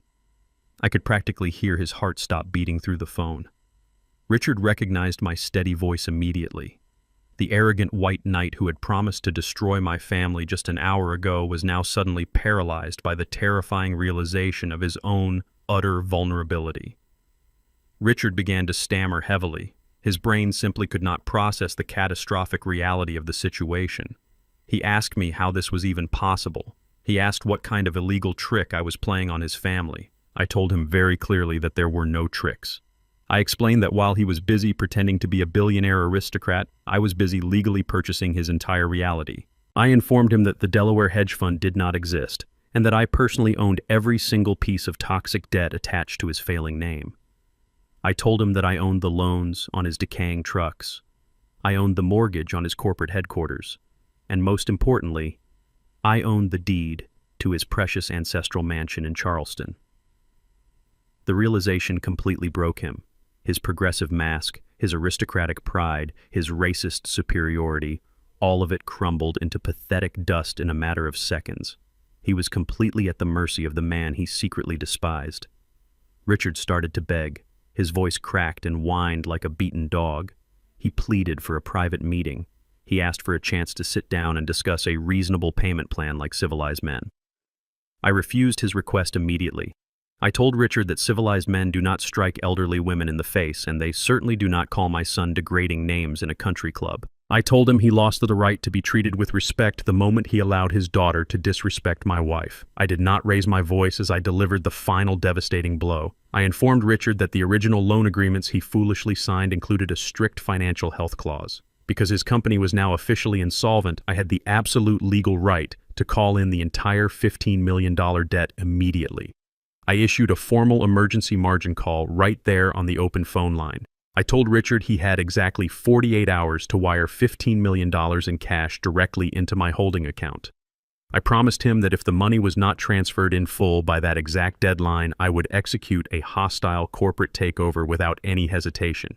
I swore that I would seize his logistics company, liquidate every single asset he possessed, and foreclose on the Charleston estate, leaving his entire arrogant family completely homeless. I hung up the phone, leaving Richard trapped in a silent room with his absolute destruction. The morning sun cast long, heavy shadows across the polished hardwood floor of my executive office. I stood by the floor-to-ceiling windows looking out over the sprawling city of Atlanta. The city was a machine of endless motion, and I owned a significant portion of the gears that kept it turning. My secure phone sat quietly on the center of my desk. Exactly 12 hours had passed since I issued the $15 million margin call that legally froze the entire financial existence of my new in-laws. I knew Richard would not wait the full 48 hours. Men who have spent their entire lives pretending to be powerful are always the first to break when real power is finally applied to their necks. Right on cue, the intercom on my desk buzzed with a soft chime. My executive assistant informed me that a man was standing in the lobby demanding to see me. She noted that he looked highly agitated and was refusing to leave until he spoke with the chairman. I instructed her to let him up, but I told her to make him wait in the elevator hall for exactly 20 minutes before opening the heavy glass doors to my private suite. I wanted the cold reality of his situation to sink deep into his bones. I wanted him to stare at the expensive modern art and the silent marble walls of my empire and realize that he was nothing more than a beggar standing outside the gates. When the glass doors finally opened, Richard practically stumbled into my office. The visual transformation was absolutely staggering. The arrogant white aristocrat who had stood in the country club less than a day ago barking racial slurs and threatening to destroy my legacy was completely gone. He looked like a man who had aged 10 years in a single night. His expensive tailored suit was wrinkled and stained with sweat. His tie was pulled loose and the top button of his collar was ripped open. His face was pale and covered in a thick layer of nervous perspiration. His hands shook violently as he clutched a leather briefcase to his chest as if it were a shield. He stopped a few feet away from my desk, breathing heavily. He looked around the massive room, taking in the sheer scale of the wealth he had foolishly tried to challenge. I did not offer him a seat. I did not offer him a glass of water. I simply remained standing behind my desk, folding my hands together and waiting for him to speak. Richard swallowed hard and tried to stand up straight, attempting to summon whatever tiny fraction of old money dignity he had left. He opened his mouth, but the booming, confident voice he used to command his country club friends had completely vanished. Instead, a pathetic, trembling whisper came out. He addressed me by my first name, trying to force a sense of familiar equality that absolutely did not exist. He told me that there had been a terrible misunderstanding between our families. He blamed the stress of the wedding and the emotional toll of the day for the harsh words he had used against my son. He actually tried to smile a sickly, desperate expression that made him look even more pathetic. He took a step closer and placed his hands flat on my desk. He begged me to look at the situation reasonably. He explained that his logistics company employed hundreds of people and that calling in the $15 million loan immediately would force him into total liquidation. He talked about his ancestral home in Charleston, the estate that had been in his family for 4 generations. He told me that if the bank foreclosed on that property, his wife would have a nervous breakdown and his social standing would be permanently destroyed. He pleaded with me man to man to extend the grace period on the loan. He promised to pay me back every single cent with maximum interest if I just gave him 6 months to restructure his failing business. I let him talk. I let him spill his desperate excuses and his empty promises all over my desk. I watched him throw away every ounce of his supposed aristocratic superiority just to save his own skin. When he finally ran out of words, he stood there panting, waiting for me to show him the mercy he had so brutally denied my family. I did not raise my voice. I did not show a single trace of anger or vindictive joy. The most terrifying thing a powerful man can do is remain completely empty of emotion. I looked Richard directly in the eyes and told him that his logistics company was a rotting corpse, and his family legacy was an illusion built on debt. I told him that $15 million was the amount of money my holding company generates in a single fiscal quarter. The money meant absolutely nothing to me, but I knew it was the only oxygen keeping him alive. I informed him that I was not going to forgive the debt. I was not going to give him a 6-month extension. However, I told him I would halt the immediate liquidation of his company and stop the foreclosure on his Charleston estate under one very specific and non-negotiable condition. Richard's eyes widened with a desperate glimmer of hope. He nodded aggressively, telling me he would agree to absolutely anything. He said he would sign over company shares or give me a seat on his board of directors. He was completely willing to sell his soul to keep his superficial lifestyle intact. I shook my head slowly. I told him I did not want his failing company, and I certainly did not want to sit in a room with his racist friends. I told him the price of his financial survival was his daughter. Richard froze, the color completely draining from his face once again. I laid out the absolute terms of the cold deal. I told him that within the next 24 hours, Sutton was going to sit down in front of a high-definition camera. She was going to record a new video and post it to every single social media platform she possessed. In that video, she was going to publicly confess that her previous claims were complete lies. She was going to admit to the entire world that she snorted cocaine in the bridal suite, that she married my son solely to exploit his supposed trust fund, and that she was the one who violently assaulted my 74-year-old wife in an unprovoked attack. But the public confession was only the first half of the ultimatum. I reached into my desk drawer and pulled out a thick stack of legal documents my corporate lawyers had prepared that very morning. I dropped the heavy papers onto the desk with a loud thud. I told Richard that after Sutton posted the video, she was going to sign these exact papers. It was a comprehensive legal annulment and a total waiver of marital rights. The document stated that Sutton acknowledged the marriage was contracted under fraudulent pretenses. It stripped her of any legal right to claim spousal support, alimony, or any division of assets whatsoever. She would leave the marriage with exactly what she brought into it, which was absolutely nothing. I looked Richard up and down, observing the profound moral cowardice hiding behind his expensive suit. I told him that if Sutton executed the public confession and signed the annulment without a single modification, I would restructure his $15 million corporate debt into a manageable 10-year payment plan. He would keep his company and he would keep his precious mansion. But if she refused, or if he tried to negotiate a single comma on those legal papers, I would press the button and wipe his entire bloodline off the financial map before the sun went down. The choice was incredibly simple, but devastatingly cruel. Richard had to choose between his own financial survival and his daughter's public destruction. If he forced her to confess, Sutton would face severe legal consequences and total social exile. Her reputation would be permanently ruined. But if he protected her, he would lose his wealth, his status, and his home. I watched the internal battle play out across his sweating face. It lasted exactly 10 seconds. Old money greed is a cancer that destroys loyalty. Richard did not argue. He did not try to defend his daughter or protect her future. He simply reached out with a trembling hand and pulled the thick stack of annulment papers toward his chest. He looked at me with hollow, defeated eyes and promised me that the video would be posted by noon and the signed papers would be delivered to my lawyer by the end of the day. He turned around and practically ran out of my office, holding the legal documents like a lifeline. I watched him stumble into the elevator, a broken and pathetic man who was rushing off to turn his own family camp into a war zone. He was going to walk into that cheap motel room and force his spoiled daughter to swallow her own poison. The enemy was no longer fighting me. They were now fighting each other for scraps of survival. I sat down in my high-backed leather chair and took a deep breath. The corporate execution had been carried out flawlessly. I packed up my briefcase and told my assistant to cancel my afternoon meetings. I wanted to go home to my wife. I wanted to sit in my quiet garden and drink iced tea, knowing that the cancer had been completely cut out of our lives. My driver took me back to the secure gated estate in Buckhead.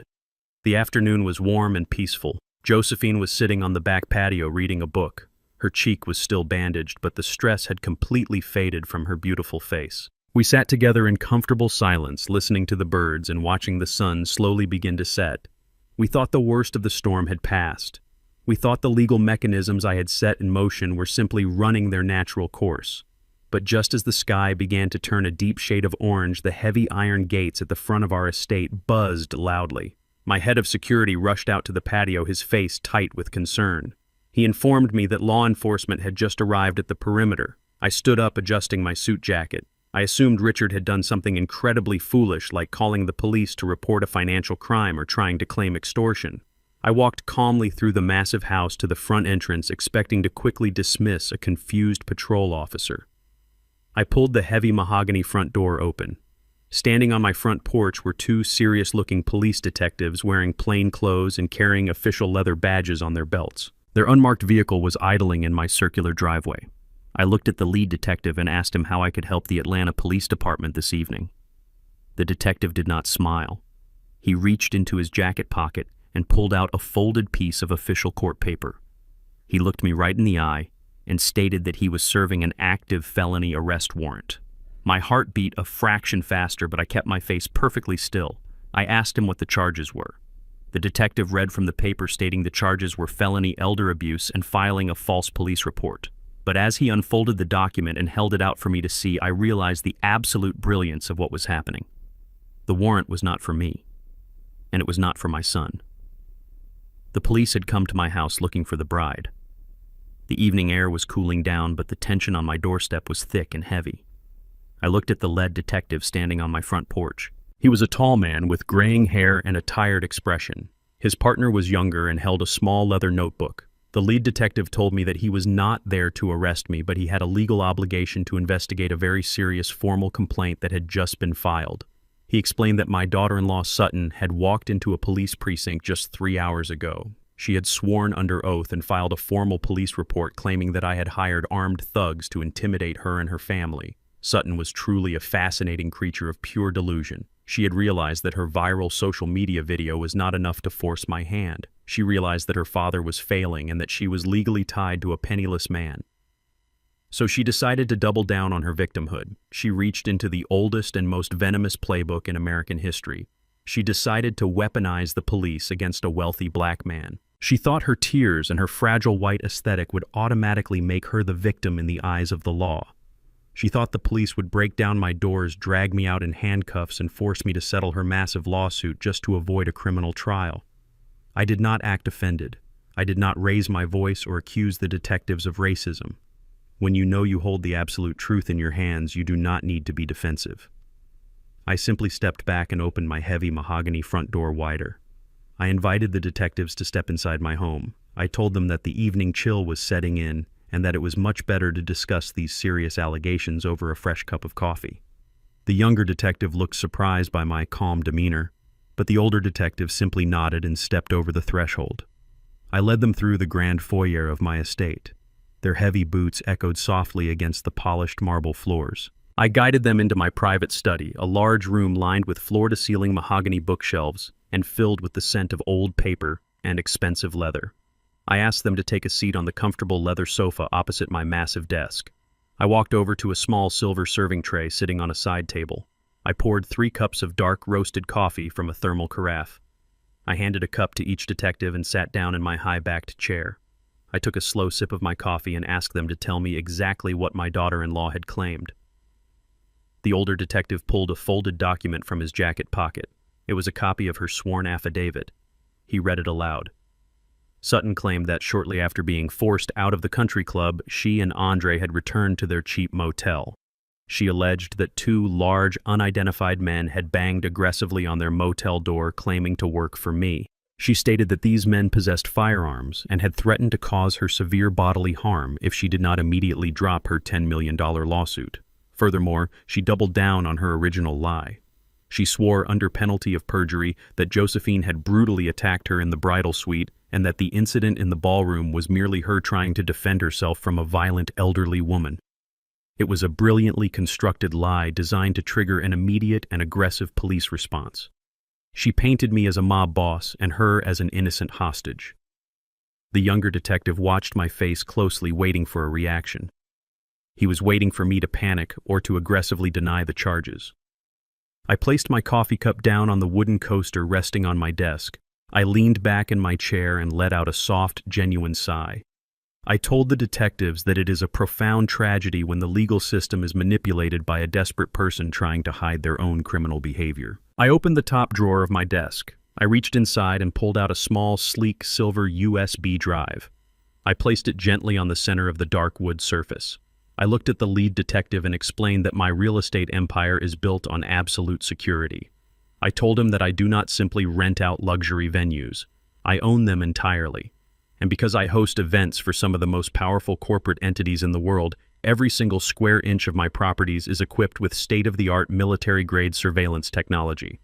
I explained that the cameras do not just record high-definition video, but they also capture crystal-clear enhanced audio. I picked up the remote control from my desk and pointed it at the wall opposite the leather sofa. A massive flat-screen monitor seamlessly descended from a hidden panel in the ceiling. I stood up, picked up the silver USB drive, and walked over to the media console. I plugged the drive into the port and selected the primary video file. I turned back to the detectives and told them that I did not hire any thugs to visit Sutton at her motel. I explained that I had absolutely no reason to intimidate her because I already possessed everything necessary to send her to prison. I pressed play on the remote control. The massive screen flickered to life, displaying the raw 4K resolution footage from the luxury bridal suite. The quality was so pristine it looked like a high-budget cinema production. The detectives sat forward in their seats, their coffee cups completely forgotten. The video clearly showed Sutton sitting at the expensive vanity mirror surrounded by her bridesmaids. The enhanced audio picked up every single word. The detectives heard Sutton snorting cocaine through a rolled-up $100 bill. They heard her boastful, malicious laughter. They heard her explicitly detail her fraudulent plan to marry Andre solely to divorce him a year later and steal half of his supposed $50 million trust fund. The older detective frowned, pulling out a pen and beginning to take rapid notes. But the video was not over. The footage showed the exact moment my wife Josephine opened the door and walked into the suite. The cameras captured the quiet dignity of my wife as she placed the velvet jewelry box on the table. The audio captured her firm but polite request for Sutton to leave the estate immediately to avoid a public scandal over her drug use. The footage clearly showed that Josephine never raised her hand, never raised her voice, and never made a single threatening gesture. It showed Sutton panicking, her face twisting into an ugly mask of pure hatred as she realized her massive payday was evaporating. I paused the video and looked at the detectives. I told them that the bridal suite was just the prologue. I switched to the second file, which contained the synchronized feeds from the grand ballroom. The screen split into 4 different camera angles, providing a complete and undeniable view of the entire wedding reception. The video showed Josephine standing quietly near the edge of the dance floor holding a glass of cider. Then it showed Sutton marching aggressively across the marble floor, pushing past her own guests with violent intent. The detectives watched in absolute silence as the high-definition camera zoomed in on the confrontation. There was no ambiguity. There was no blurry movement or obstructed view. The video clearly captured Sutton raising her hand and delivering a brutal, unprovoked slap directly to my wife's face. The audio caught the sharp, sickening crack of skin hitting skin, followed by the sound of Josephine's expensive glasses shattering against the floor. The microphone suspended above the chandelier perfectly captured Sutton screaming her venomous command to "Get out of here, old woman." But the most damning piece of evidence came just a few seconds later. As I was kneeling on the floor wiping the blood from my wife's cheek, the camera captured Sutton turning to her mother Evelyn at the VIP table. The enhanced audio isolated Sutton's voice over the panicked murmurs of the crowd. The detectives clearly heard Sutton whisper to her mother that she was going to call the police and claim the old bitch attacked her first so they could sue me for millions. It was premeditated, malicious, and entirely undeniable. I pressed the stop button on the remote control. The massive screen went completely black. The sudden silence in my study was heavy and absolute. I walked back to my desk and sat down in my leather chair. I picked up my coffee cup and took another slow sip. I looked at the 2 men sitting on my sofa. They were seasoned law enforcement officers who had likely seen every type of liar and manipulator the city of Atlanta had to offer. But they were visibly stunned by the sheer brazen audacity of the young white woman who had just sat in their precinct and lied to their faces. The older detective closed his leather notebook and let out a long, slow breath. He rubbed the back of his neck and looked at the black screen. He knew exactly what he was looking at. He was looking at a slam-dunk felony conviction wrapped in a neat digital package. In the state of Georgia, filing a false police report is a serious crime. Perjury is a crime. Possession of a Schedule I narcotic is a crime. And unprovoked battery against a 74-year-old woman is a severe felony that carries mandatory prison time. Sutton had tried to use the police department as her personal weapon to terrorize my family. She had sworn under oath that I was a violent criminal. But all she had actually done was dig her own grave and invite the police to push her right into it. She had handed me the exact tool I needed to destroy her completely and legally. The lead detective stood up from the leather sofa. His demeanor had completely shifted. The subtle tension and suspicion he had carried into my home were entirely gone, replaced by a cold, professional determination. He looked at me and apologized for the intrusion. He formally requested to take the silver USB drive as official state evidence. I nodded and told him that he was more than welcome to keep it. The younger detective stood up beside his partner. He looked almost embarrassed that they had even entertained Sutton's ridiculous story. The lead detective reached down to his belt and pulled out his black police radio. He pressed the transmit button and called directly into his precinct dispatch. His voice was loud and clear, echoing off the mahogany walls of my quiet study. He informed dispatch that the intimidation complaint filed by Sutton was entirely fabricated. He formally requested that the investigation into my family be closed immediately. But he did not stop there. He instructed dispatch to locate a judge right now to sign an emergency arrest warrant. The target of their investigation had just drastically changed, and the hunters were now heading straight for the motel. The wheels of justice move incredibly slow for the poor, but they move with terrifying speed when a billionaire provides high-definition evidence of a felony. Just 20 minutes after the detectives walked out of my quiet study, an emergency arrest warrant was signed by a district court judge. The hunters were dispatched immediately. But Sutton was not hiding in her cheap motel room. She was entirely incapable of laying low. Her extreme narcissism required a constant audience to validate her delusions. She had taken a ride-share back to the Piedmont Elite Country Club, the very same place where her bankrupt father had threatened my son just a day earlier. It was the absolute peak of the lunch hour. The private outdoor dining terrace was packed to capacity, with wealthy socialites drinking expensive champagne and picking at tiny portions of gourmet food.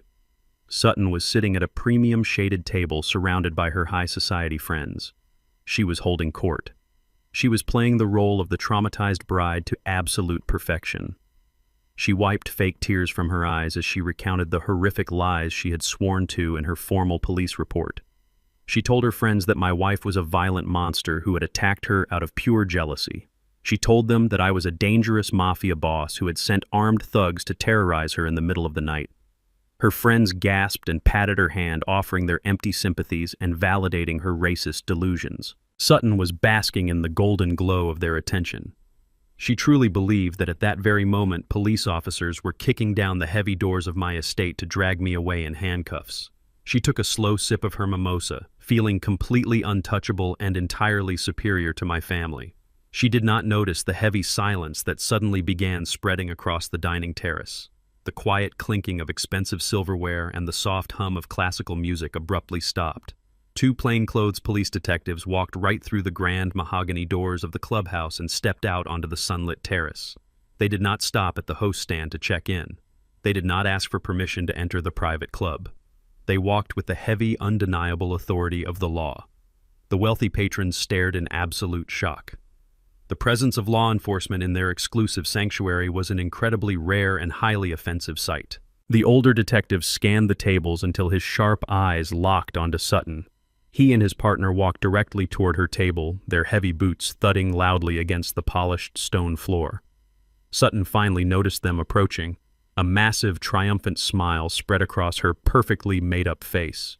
She put down her crystal glass and stood up, smoothing the wrinkles from her designer dress. She looked at her friends with the incredibly smug expression, assuming the detectives had come to personally deliver the good news of my arrest to her table. She extended her hand, playing the role of the gracious, grateful victim. She thanked the officers for coming so quickly and asked them if the dangerous old man was finally in custody. The older detective did not take her hand. He did not smile. He stopped exactly 2 feet away from her and looked her right in the eye with absolute disgust. He asked her to confirm her full legal name. Sutton frowned, slightly confused by his cold professional tone, but she proudly stated her name, expecting to be treated like royalty. The detective nodded slowly. He reached down and unclipped the heavy, solid metal handcuffs from his leather belt. The loud metallic clack echoed across the completely silent dining terrace. The detective did not lower his voice to spare her fragile feelings. He spoke loudly and clearly, ensuring that every single wealthy aristocrat on that terrace heard exactly what he had to say. He told Sutton that she was under arrest. He listed the charges one by one, letting the heavy words hang in the warm air. Felony elder abuse, filing a false police report, perjury, possession of a Schedule I narcotic. The smug, triumphant smile completely vanished from Sutton's face, replaced by a look of sheer, unadulterated terror.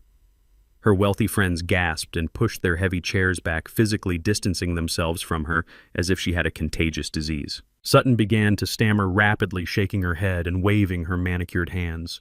She told the detectives there was a terrible mistake. She reminded them of her sworn statement claiming she was the real victim in this nightmare.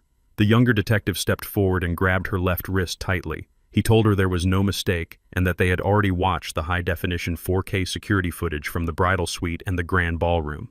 That single sentence broke her completely. She realized the raw, unedited truth was now in the hands of the police, and her elaborate web of lies had entirely collapsed. The elegant, sophisticated Southern belle completely evaporated into thin air. Sutton began to scream. It was not a delicate cry for help. It was the harsh, ugly shriek of a cornered rat realizing the steel trap had finally snapped shut over its neck. She tried to pull her arm away, but the detective easily overpowered her. He twisted her arms roughly behind her back and locked the cold steel handcuffs tightly around her wrists. The older detective began reading her Miranda rights in a loud, booming voice. "You have the right to remain silent." But Sutton was entirely incapable of remaining silent. She thrashed wildly, kicking her expensive heels against the stone floor. She screamed for her father to save her. She screamed for her friends to do something, to call their expensive lawyers to stop this absolute madness. But her friends just sat there staring at her in absolute shock and disgust.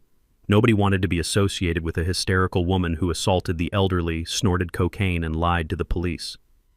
The detectives did not show an ounce of pity for her wealthy background. They grabbed her firmly by the arms and forcefully marched her through the exact center of the dining terrace. It was the ultimate public humiliation designed to strip away her fake prestige. The wealthy elite of Atlanta watched in absolute silence as the supposed Princess of Charleston was paraded through the country club looking like a feral animal. Her expensive designer dress was twisted, her perfectly styled hair was a tangled mess, and black mascara was running heavily down her cheeks. She kicked and sobbed, begging the officers to let her go, claiming she was from a good family and did not belong in a dirty jail cell. They ignored her desperate pleas. They pushed her through the mahogany doors, dragging her out of the luxurious clubhouse and into the bright, harsh sunlight of the front parking lot. Andre was standing in the parking lot, having just arrived in another cheap rideshare vehicle. He had come to the club to beg Sutton for forgiveness, to try and somehow salvage his broken, pathetic marriage. He thought he could apologize and fix things. But as he stepped out of the battered sedan, he froze completely. He watched the heavy glass doors of the clubhouse burst open. He watched two large detectives drag his screaming wife out into the parking lot. He listened to her swearing and thrashing, sounding absolutely deranged. The pristine, flawless image of the aristocratic white woman he had blindly idolized completely shattered into a million jagged pieces. He finally saw her for exactly what she was. She was a vicious, manipulative criminal who had thrown away everything for her own toxic greed. He stood paralyzed behind a parked car, watching as the detectives shoved her forcefully into the back of an unmarked police cruiser. They slammed the heavy door shut, cutting off her hysterical screams. The cruiser sped out of the country club parking lot, leaving a heavy cloud of dust floating in the air. Andre stood entirely alone in the quiet parking lot, his heart pounding violently against his ribs. His entire world had been completely dismantled in less than 24 hours. He slowly walked toward the entrance of the clubhouse, not knowing what to do or where to go next. As he approached the wide stone steps, one of Sutton's wealthy friends walked out the door looking deeply uncomfortable. The woman was holding Sutton's expensive leather designer purse, which had been left behind on the dining chair during the chaotic, violent arrest. The woman shoved the purse hard into Andre's chest without saying a single word and quickly walked away, avoiding his gaze entirely. Andre stood there holding the heavy leather bag. He looked down at it, feeling completely hollow and defeated. The purse was completely unzipped. Sitting right on top of her expensive makeup was Sutton's smartphone. The screen suddenly lit up with an incoming message notification. Because she had been actively texting her friends when the police arrived, the phone had not locked. It was completely open and vulnerable. Andre stared at the glowing screen. The message on the display was from a man he did not recognize. His fingers trembled slightly as he reached into the purse and pulled the unlocked device out into the bright sunlight. Andre stood completely alone in the sweltering heat of the country club parking lot, holding the heavy designer purse. The luxurious world he thought he belonged to was moving on without him. Wealthy patrons were walking to their expensive cars, completely ignoring the broken man standing on the asphalt. He looked down at the glowing screen of Sutton's unlocked smartphone. His hands were shaking so violently, he almost dropped the device. He needed to get away from the staring eyes of the valet drivers and the whispering country club staff. Having absolutely no money for another rideshare, he swallowed the last tiny fraction of his pride and dialed a number he had not called in over 2 years. He called Marcus, an old college roommate. Marcus was a man Andre had completely cut out of his life because Sutton had deemed him too working class and too black to fit into their carefully curated high society aesthetic. 20 agonizing minutes later, a beat-up silver Honda pulled into the pristine circular driveway of the club. Its engine sputtered loudly and the front bumper was heavily dented. It was a massive eyesore against the backdrop of imported luxury vehicles. Andre opened the passenger door and collapsed into the worn fabric seat. Marcus did not ask any questions. He took one look at Andre's ruined tailored suit and the hollow, devastated expression on his face, and simply put the car in drive. As they pulled out of the elite neighborhood and headed toward the busy downtown connector, Andre looked down at the phone in his hands. The device was still completely unlocked. The notification that had caught his eye was a message from an unsaved number. Andre opened the messaging application and his eyes immediately locked onto a long thread of conversations. There was no name attached to the contact, but there was a profile picture. It was a handsome, wealthy-looking white man holding a glass of whiskey on a yacht. Andre recognized him instantly. It was Spencer, one of the groomsmen from the wedding. Spencer was a man who came from the same bankrupt aristocratic circle as Sutton's family. He was the man Sutton had always claimed was just a close childhood friend. Andre clicked on the conversation thread. He started to read the messages. The words glowing on the bright digital screen were sharp and incredibly violent. They cut through the thick, suffocating air of the hot car like a razor blade. Andre scrolled up reading messages that had been sent just hours before the wedding ceremony.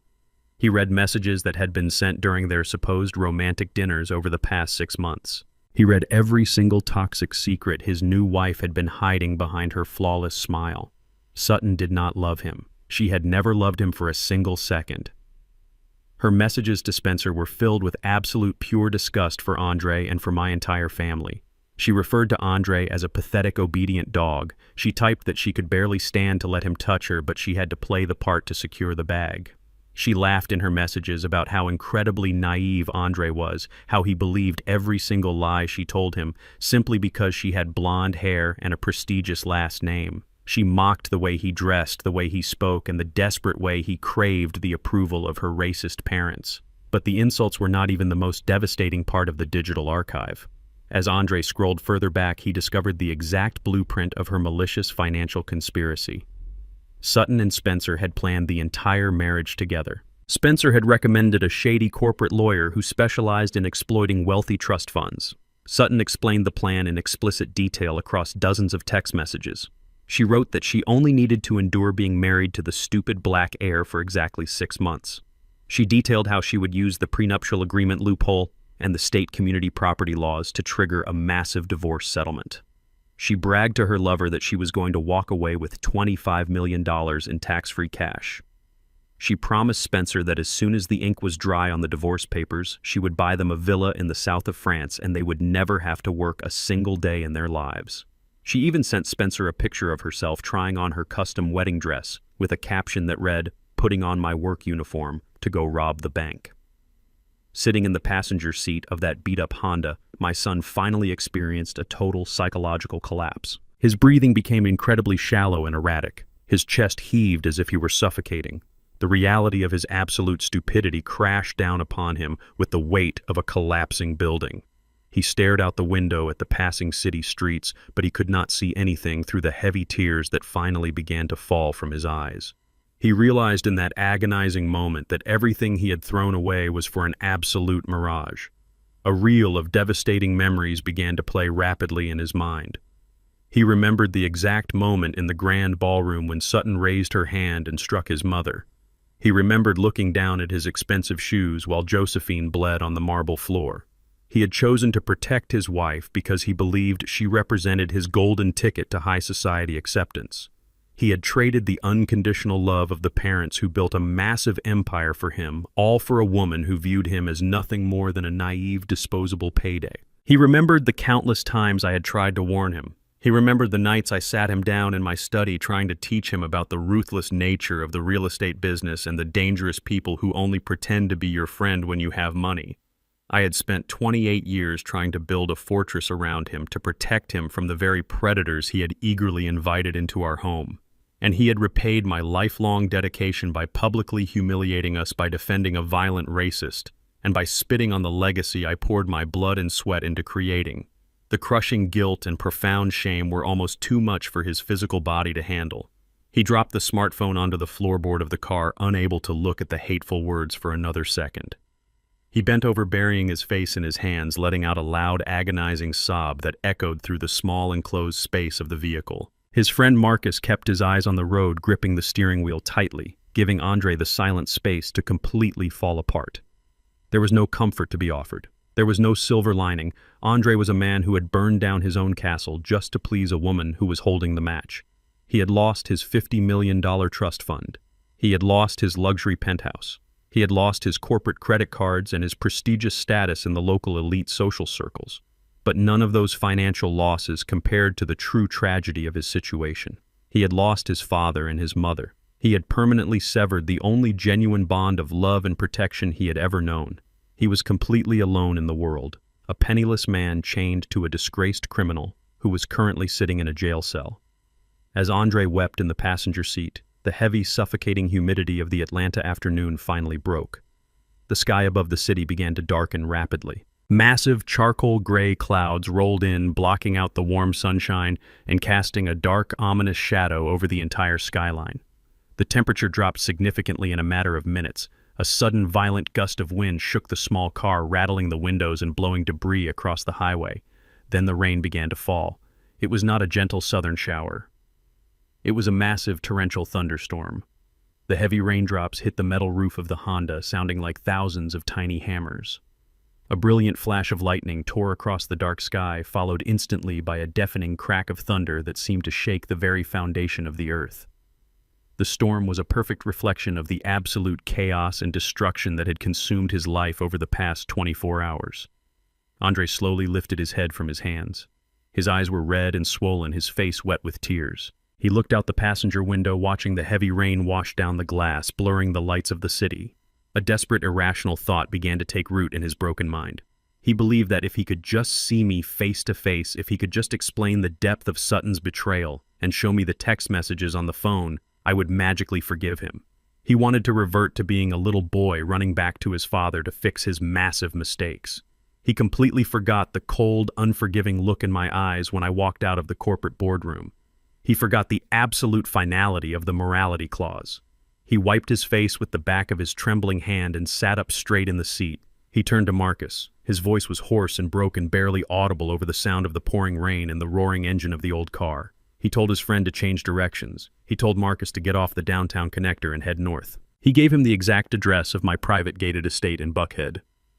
Marcus looked at him with deep concern, warning him that showing up unannounced in the middle of a massive thunderstorm after everything that had happened was a terrible idea. But Andre refused to listen. He pleaded with his friend, telling him it was a matter of life and death. He needed to go home. He needed to stand in front of the man he had betrayed and beg for a salvation that no longer existed. The beat-up silver Honda took the next exit, its tires slipping slightly on the wet asphalt, and drove directly into the heart of the raging storm, heading straight for my iron gates. The torrential thunderstorm that had swallowed the city of Atlanta was showing no signs of stopping. The heavy, relentless rain battered the slate roof of my Buckhead estate, sounding like a continuous rolling drumbeat. Jagged forks of bright lightning flashed across the dark evening sky, violently illuminating the towering ancient oak trees that surrounded my massive property. At the end of my long, winding cobblestone driveway stood the heavy, wrought iron gates. They were a towering physical barrier specifically designed to separate my peaceful sanctuary from the chaotic and demanding world outside. I was sitting in my dimly lit study, listening to the violent storm rattle the thick glass windows, when the primary security monitor on my massive mahogany desk suddenly flared to life. The hidden motion sensors at the front gate had been triggered by an approaching vehicle. I leaned forward in my high-backed leather chair and looked closely at the high-definition screen. I watched a battered silver sedan slowly pull up and stop just inches away from the heavy black iron bars. The passenger door opened and a figure stepped out into the freezing, blinding downpour. It was Andre. He did not have an umbrella or a heavy coat to protect himself from the elements. He was wearing the exact same ruined designer suit he had worn to the country club earlier that afternoon. The heavy rain instantly soaked through the expensive thin fabric, pressing it flat against his shivering skin and ruining his expensive leather shoes in the deep puddles forming on the asphalt. He walked unsteadily toward the towering iron gates, gripping the wet, slick metal bars with both of his bare hands. He slowly tilted his head back and looked directly up at the primary security camera mounted high on the stone pillar. The small red light on the camera housing indicated that it was actively recording and broadcasting a live feed directly into my quiet study. Andre knew I was sitting at my desk. He knew I was watching his every move. He pressed his wet face against the cold iron bars and began to speak. The highly sensitive external microphones picked up the sound of his voice, cutting clearly through the heavy white noise of the falling rain and the distant rumble of thunder. He started by calling me Dad, a deeply personal word he had barely used with any real genuine affection in several years. His voice was trembling violently, breaking under the immense weight of his total despair. He told the camera that he had made a terrible, catastrophic mistake. He said he finally saw the absolute truth about the woman he had blindly married. He confessed to the camera that he had found her unlocked smartphone in her abandoned purse and read all the horrific toxic text messages she had sent to her secret lover. He cried out that she had meticulously planned to rob our family from the very beginning and that she had never loved him for a single second. The heavy tears streaming down his face mixed completely with the freezing rain, washing away the last remnants of his arrogant pride. He dropped heavily to his knees on the wet, rough asphalt, but he kept his hands locked tightly around the thick iron bars, refusing to let go. He began to beg for forgiveness, pleading with me to press the button to open the gates and let him inside the warm, secure house. He desperately wanted to come inside and be comforted like a frightened child. He wanted me to magically fix the massive financial and social disaster he had foolishly brought upon himself. He screamed loudly into the raging storm, claiming that he was totally brainwashed by Sutton and her racist, bankrupt family. He claimed they had masterfully manipulated him and made him feel deeply insecure about his own background, so he desperately tried to blindly please them to gain their elite social acceptance. He sobbed loudly, telling the unblinking camera that he was so incredibly sorry for what had happened in the grand ballroom. He swore on his life that he was simply paralyzed by sudden shock and did not know what to do when his wife violently slapped his mother. He begged for a second chance, promising over and over that he would sign the annulment papers immediately and do whatever grueling work it took to eventually earn back my respect. He sounded exactly like a terrified little boy who had accidentally broken a window and was terrified of his father's discipline. But he was not a little boy making an innocent mistake. He was a 28-year-old grown man who had made a conscious active choice to stand in complete silence and watch his mother bleed onto a marble floor. I sat in my quiet study, completely motionless, watching my only son fall entirely apart on the glowing digital screen. The quiet, comforting warmth of my room was an incredibly harsh contrast to the freezing, violent storm raging just beyond my walls. The dark mahogany bookshelves and the soft golden light of the desk lamp felt like an impenetrable fortress. I did not feel a sudden, overwhelming surge of paternal sympathy. I did not feel the natural parental urge to run out into the freezing rain and wrap a heavy, warm coat around his shivering, shaking shoulders. That specific version of me, the loving father who had constantly shielded his son from the cold, harsh realities of the world and paid for all his mistakes, had completely died the moment the wedding reception was locked down. The man sitting in the leather chair right now was simply the ruthless architect of an empire protecting his secure borders from a known liability. As I watched Andre sob uncontrollably into the camera, the heavy wooden door of my study softly clicked open. Josephine walked quietly into the room. She was wearing a thick, elegant cashmere sweater and holding a warm, steaming cup of herbal tea. The crisp white medical bandage on her right cheek was a bright, stark contrast against her beautiful, flawless dark skin. She walked slowly over to my desk and looked down at the bright security monitor. She saw the son she had carried in her own womb kneeling in the wet dirt, begging the camera for a salvation that simply no longer existed. I looked up at her calm face, fully expecting to see tears or a brief moment of maternal weakness. But Josephine was incredibly, remarkably strong. The deep, agonizing pain of the betrayal had already scarred over within her, hardening into a profound sense of permanent closure. She carefully set her porcelain teacup down on the wooden coaster and stepped closely behind my chair. She placed her warm, steady hands on my shoulders, giving them a gentle, reassuring squeeze of total solidarity. She did not ask me to press the button to open the heavy gates. She did not ask me to go out into the storm and forgive him for his cowardly sins. She simply looked at the digital screen with a quiet, sorrowful acceptance of reality. We both inherently knew that letting him back into the family estate would not be an act of genuine love. It would be a foolish act of enabling weakness that would only teach him that his horrible cowardice had no real lasting consequences. Some bridges simply cannot be carefully rebuilt once they have been intentionally burned down to ashes. I reached out and placed my large hand directly over Josephine's, holding her fingers tightly against my shoulder. I looked back at the glowing monitor. Andre was still violently crying, his wet forehead resting heavily against the cold iron bars. The storm outside was growing even more intense, the wind howling loudly through the ancient trees and shaking the camera housing. It was finally time to give him his absolute final answer. It was time to completely and permanently sever the financial and emotional tether so he could finally learn how to survive and stand on his own 2 feet in the real world. I leaned forward slightly and pressed my index finger firmly against the heavy silver intercom button located on my desk console. A soft, sharp electronic chime immediately echoed from the powerful external speakers mounted on the stone pillars out in the rain. Andre heard the chime and instantly stopped crying. He jerked his wet head up, looking directly into the glowing camera lens with wide, desperate eyes. He held his breath, completely ignoring the freezing rain, waiting eagerly for me to tell him that the gates were finally opening. He desperately waited for the heavy iron to swing inward and welcome him back into his luxurious, unearned life of extreme privilege. I spoke directly and clearly into the sensitive desk microphone. My deep voice was incredibly calm, perfectly smooth, and entirely devoid of any lingering anger or underlying hatred. The powerful external speakers amplified my steady words, projecting them clearly and dominantly over the deafening, chaotic sound of the raging thunderstorm. I told him that an apology entirely driven by the sudden loss of a massive trust fund is not a real apology at all. I told him that realizing his beautiful wife was a manipulative criminal only after she lost her own wealth did not suddenly make him an innocent victim. It only made him a pathetic, useful fool.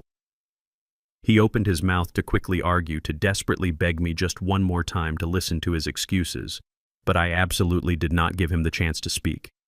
I delivered the absolute final verdict with the cold, heavy precision of a Supreme Court judge handing down an inescapable life sentence. I said a man who watches his mother bleed is no son of mine. Walk away. I lifted my finger and released the heavy silver button, instantly cutting off the microphone connection and plunging the intercom back into silence. Andre stared at the camera lens, his bloodshot eyes wide with absolute pure horror. He fully realized in that exact terrifying second that my cold decision was final, absolute, and completely irreversible. There would be absolutely no second chances given tonight or ever again. There would be no warm, dry blankets or hot meals waiting for him inside the safety of the mansion. He was completely, formally, and permanently exiled from the family empire. I reached out and firmly flipped the heavy metal toggle switch on the security console. The power to the external front gate camera was instantly completely severed. The live video feed on my desk monitor flickered once and went completely pitch black. The digital connection between us was permanently erased, leaving nothing but a dark screen. The glowing blank monitor reflected only the quiet, peaceful interior of my warm study. Josephine leaned down and softly kissed the top of my head, a beautiful silent gesture of unbreakable solidarity and absolute marital unity. I turned the monitor power off completely, plunging that section of the desk into a soft, peaceful shadow. Outside the heavy iron gates, the battered silver Honda remained idling in the pouring rain, waiting patiently to carry a broken, penniless man back to the harsh, unforgiving reality of the real world he now had to navigate completely alone. Inside the warm, impenetrable fortress of my estate, the deeply personal, emotional chapter of this terrible tragedy was officially firmly closed forever. I gently let go of Josephine's warm hand and opened the deep bottom drawer of my heavy oak desk. I pulled out 3 incredibly thick binders entirely filled with corporate legal filings, banking records, and hostile takeover blueprints. The personal painful betrayal had been handled and the emotional rot had been completely amputated from our lives. But the massive corporate war was certainly not over yet. Richard was still desperately scrambling, trying to somehow save his failing logistics empire, and Sutton was currently sitting shivering in a cold concrete holding cell, waiting for her high-priced lawyers to try and build a pathetic defense. I opened the first heavy binder and picked up my expensive gold fountain pen. The time for quiet sorrow and family reflection was completely finished. It was time for the absolute corporate execution to resume. The massive, relentless legal machinery was officially starting up its heavy gears, entirely ready to grind my arrogant enemies into absolute fine dust. 48 hours is a very generous amount of time for a man who claims to be a powerful aristocrat to raise $15 million. I sat in my private office on the morning the deadline was set to expire. The sun was rising over the city of Atlanta, casting a bright golden light across my heavy oak desk.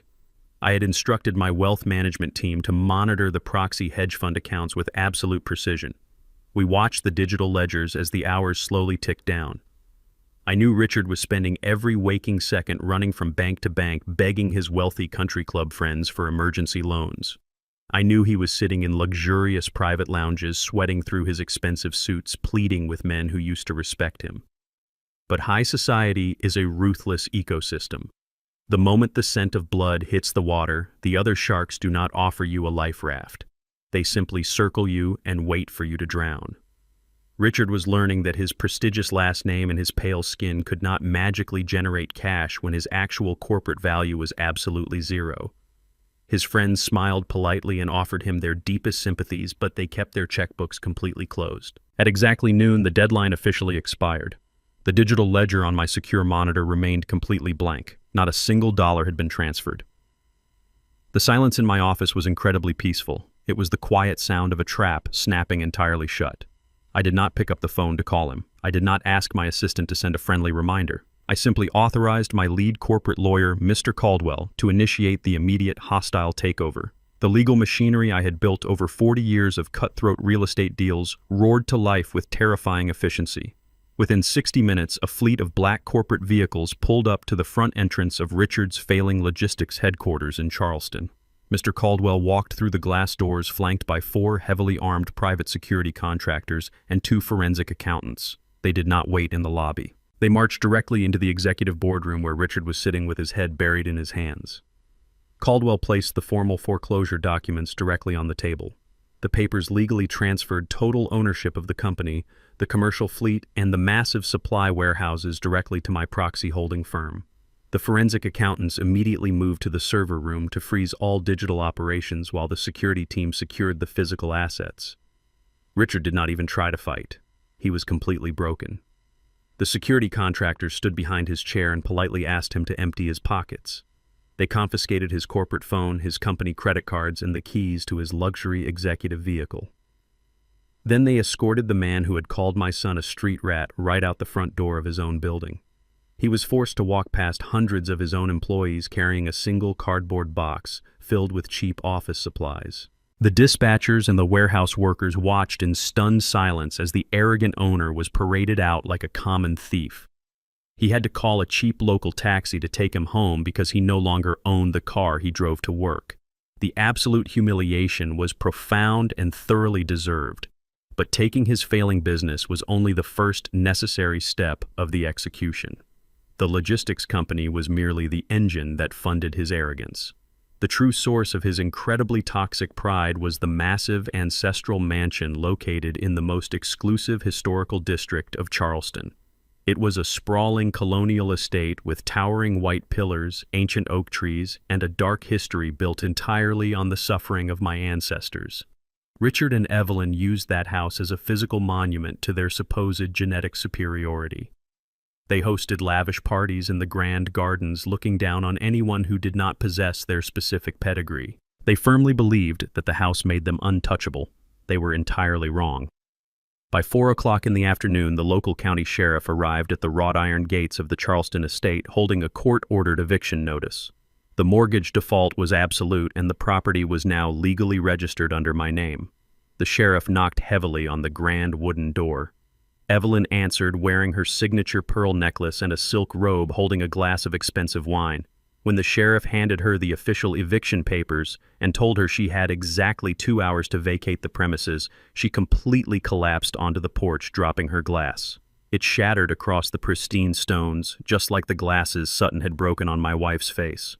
Richard arrived in his cheap taxi just in time to see his hysterical wife being told to pack her bags by armed law enforcement. They were forced to stuff their expensive clothes into black plastic trash bags and cheap suitcases, crying openly on the pristine front lawn. Their wealthy neighbors stood on their own massive porches, watching in absolute horrified silence. Nobody came over to help them carry their bags. The old money aristocrats were officially homeless, standing on the sidewalk waiting for another taxi. I had absolutely no intention of keeping that cursed house. I did not want to sleep in the same rooms where generations of arrogant racists had lived. I did not want to sell the property to another wealthy white family who would simply continue the toxic cycle of historical exclusion. I wanted to completely eradicate the legacy of Richard's family from the face of the earth. I wanted his name to be permanently erased from the high society history books he loved so much. I instructed my legal team to immediately draft a deed of total transfer. Before the sun even went down that evening, the majestic Charleston estate was officially donated to a massive nonprofit organization based in Atlanta.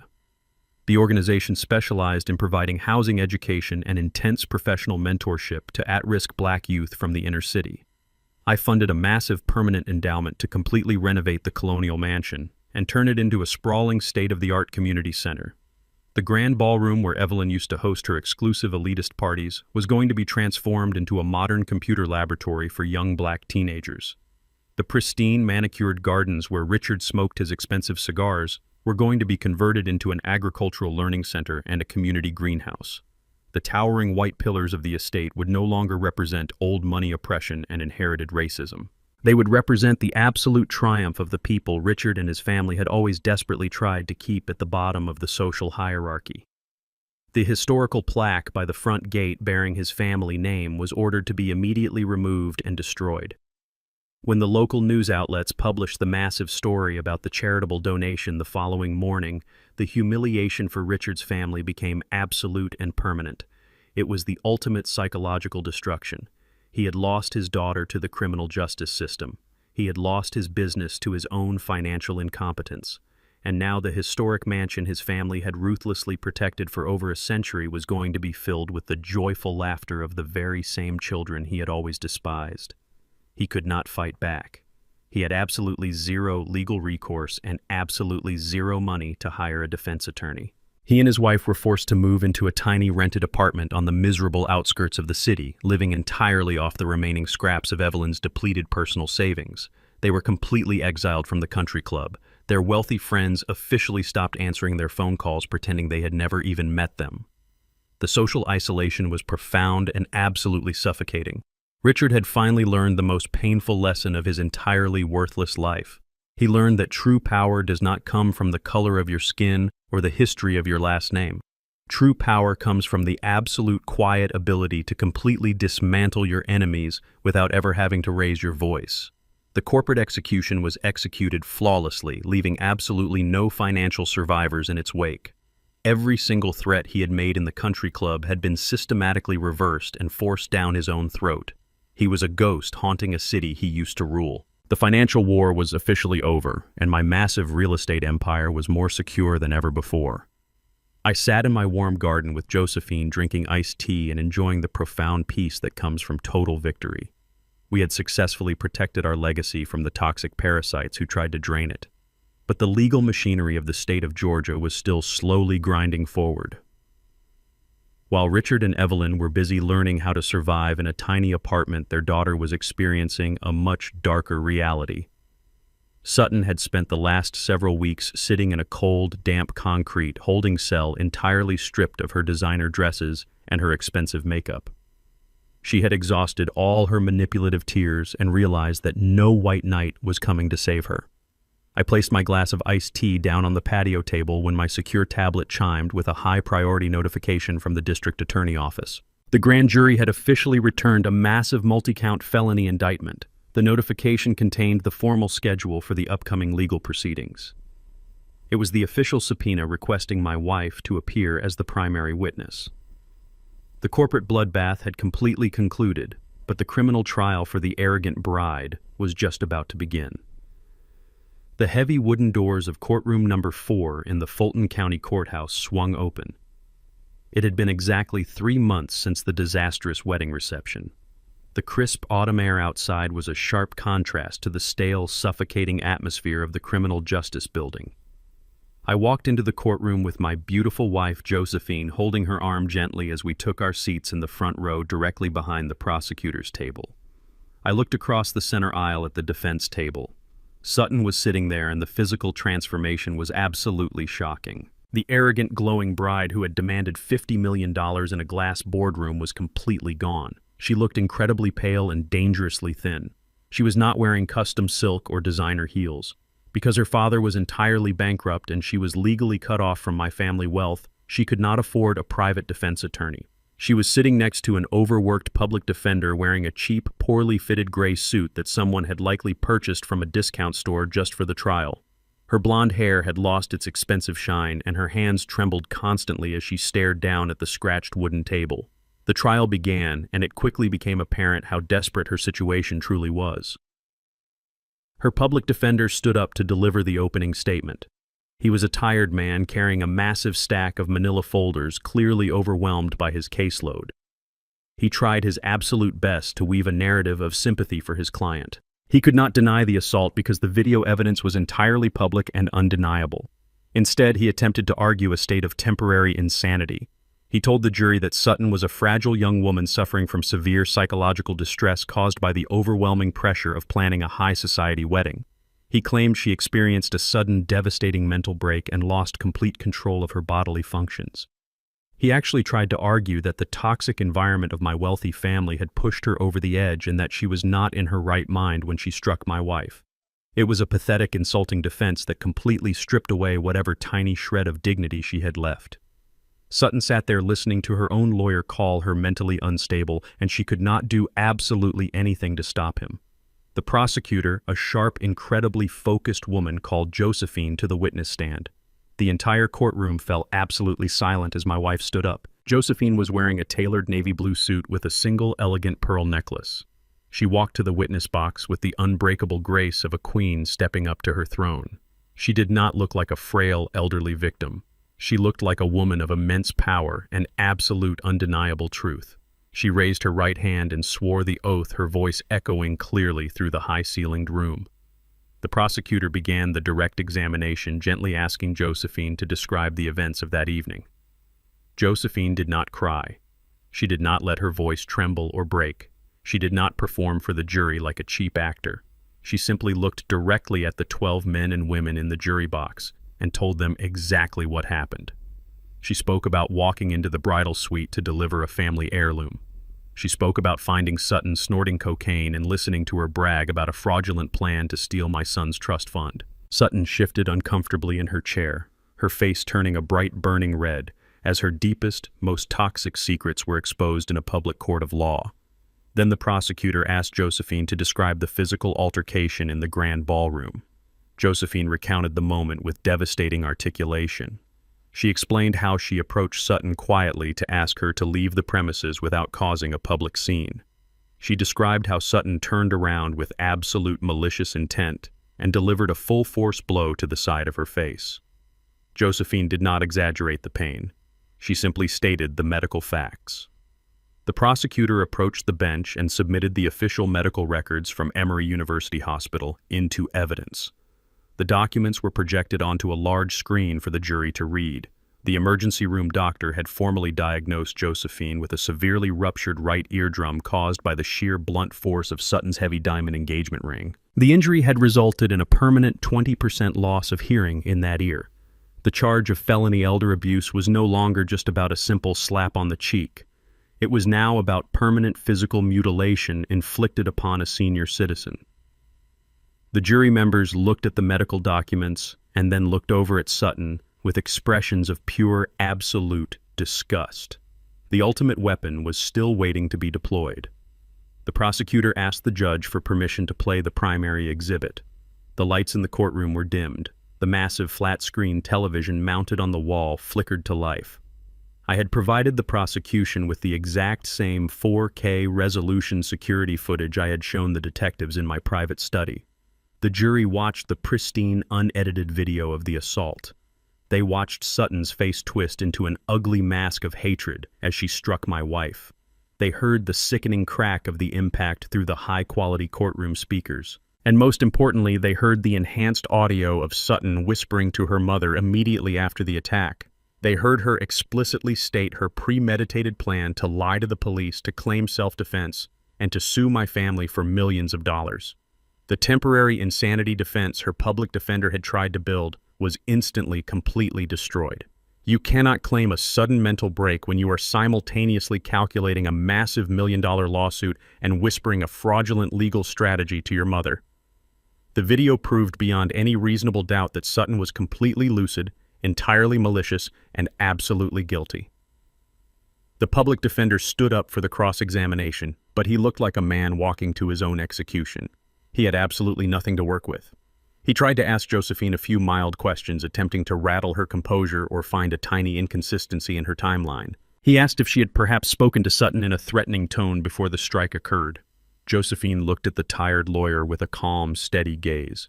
She replied that the truth does not require a threatening tone and that she merely asked a trespasser to leave her property.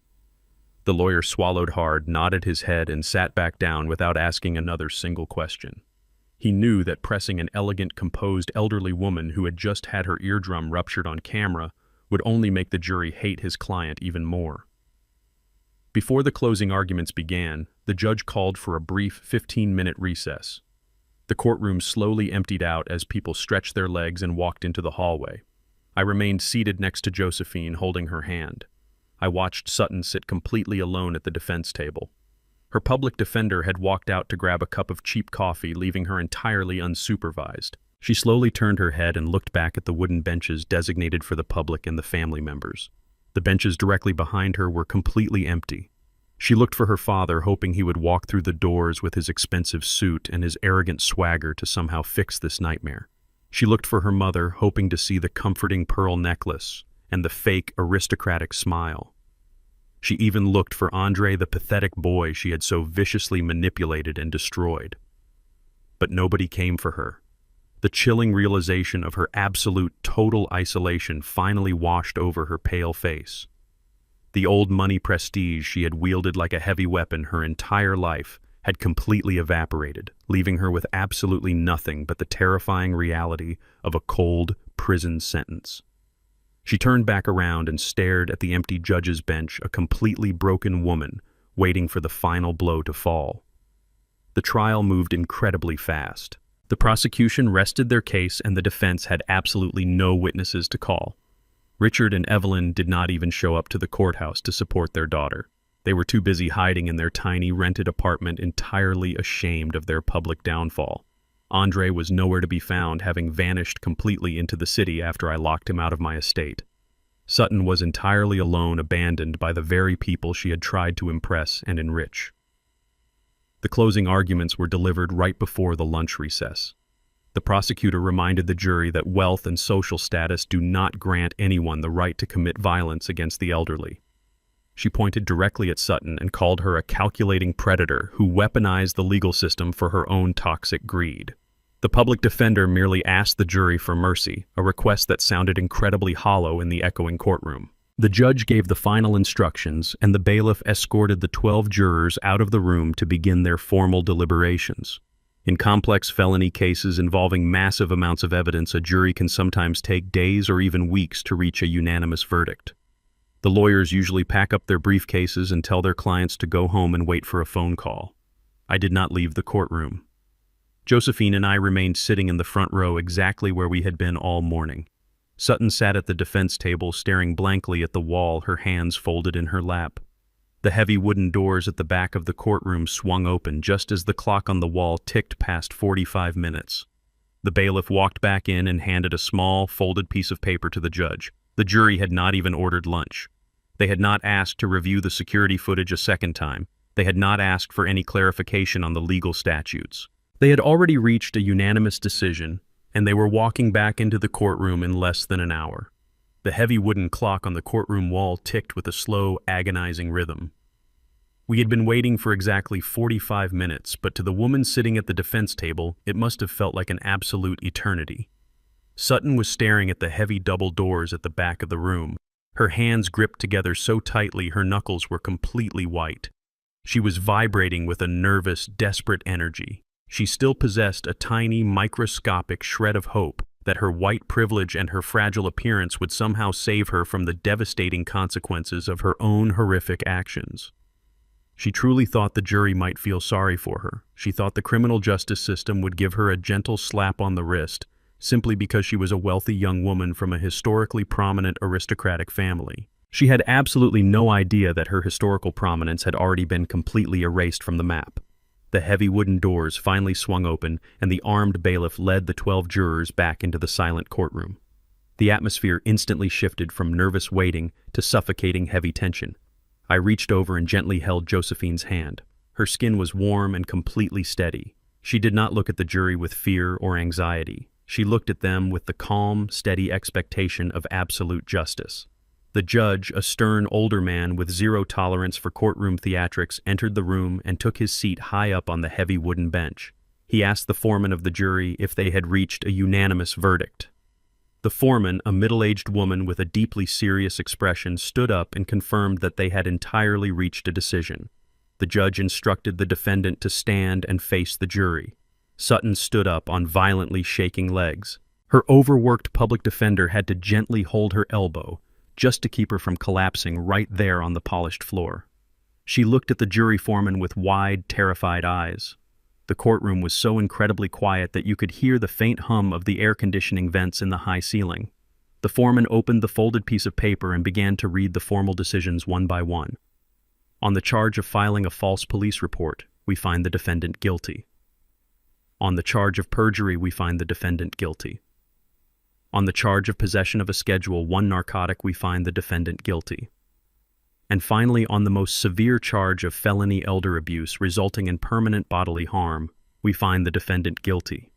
The word guilty echoed through the large, quiet room 4 separate times. With each spoken word, Sutton's body physically flinched as if she were being struck by heavy, invisible stones. She let out a sharp, gasping breath, but the judge quickly slammed his wooden gavel, demanding absolute silence in his courtroom. He did not dismiss the jury immediately.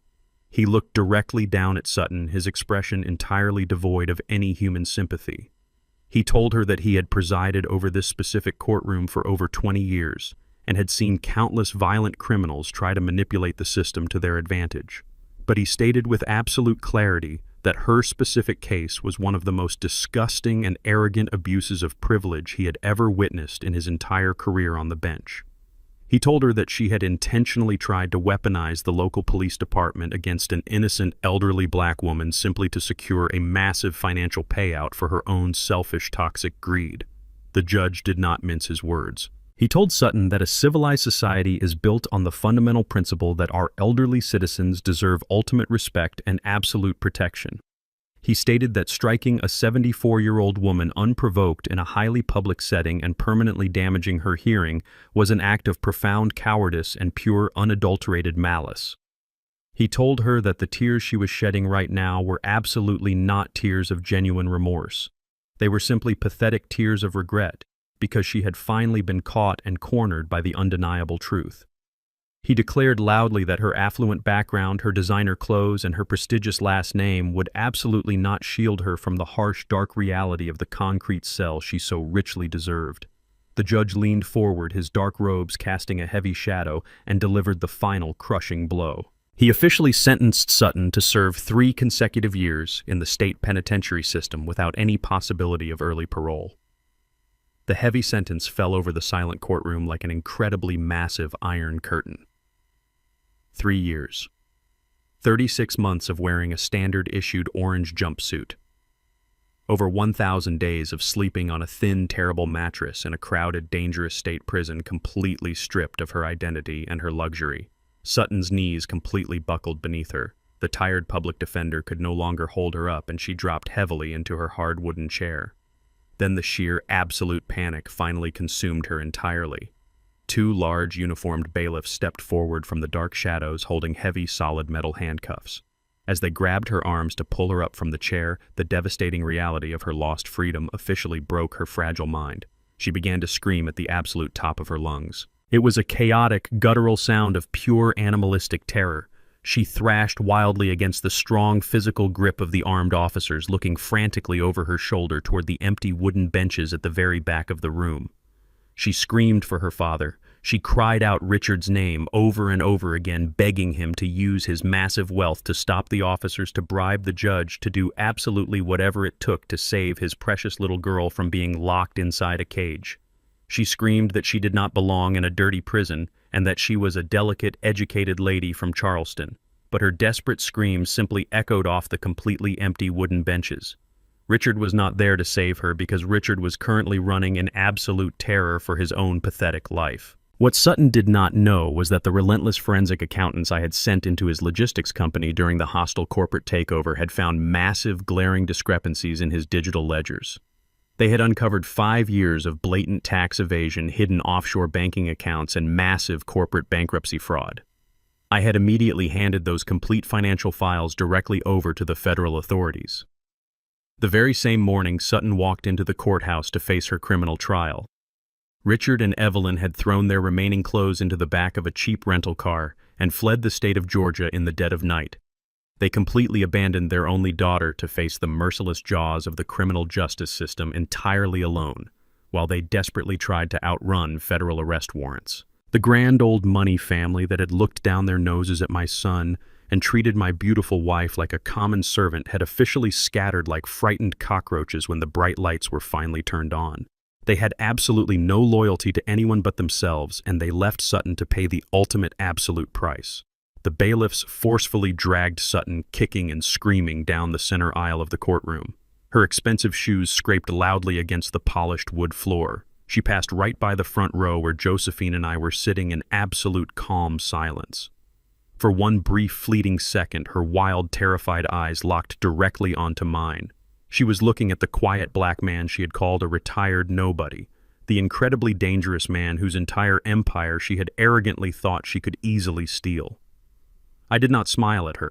I did not gloat or offer her any final parting words of wisdom.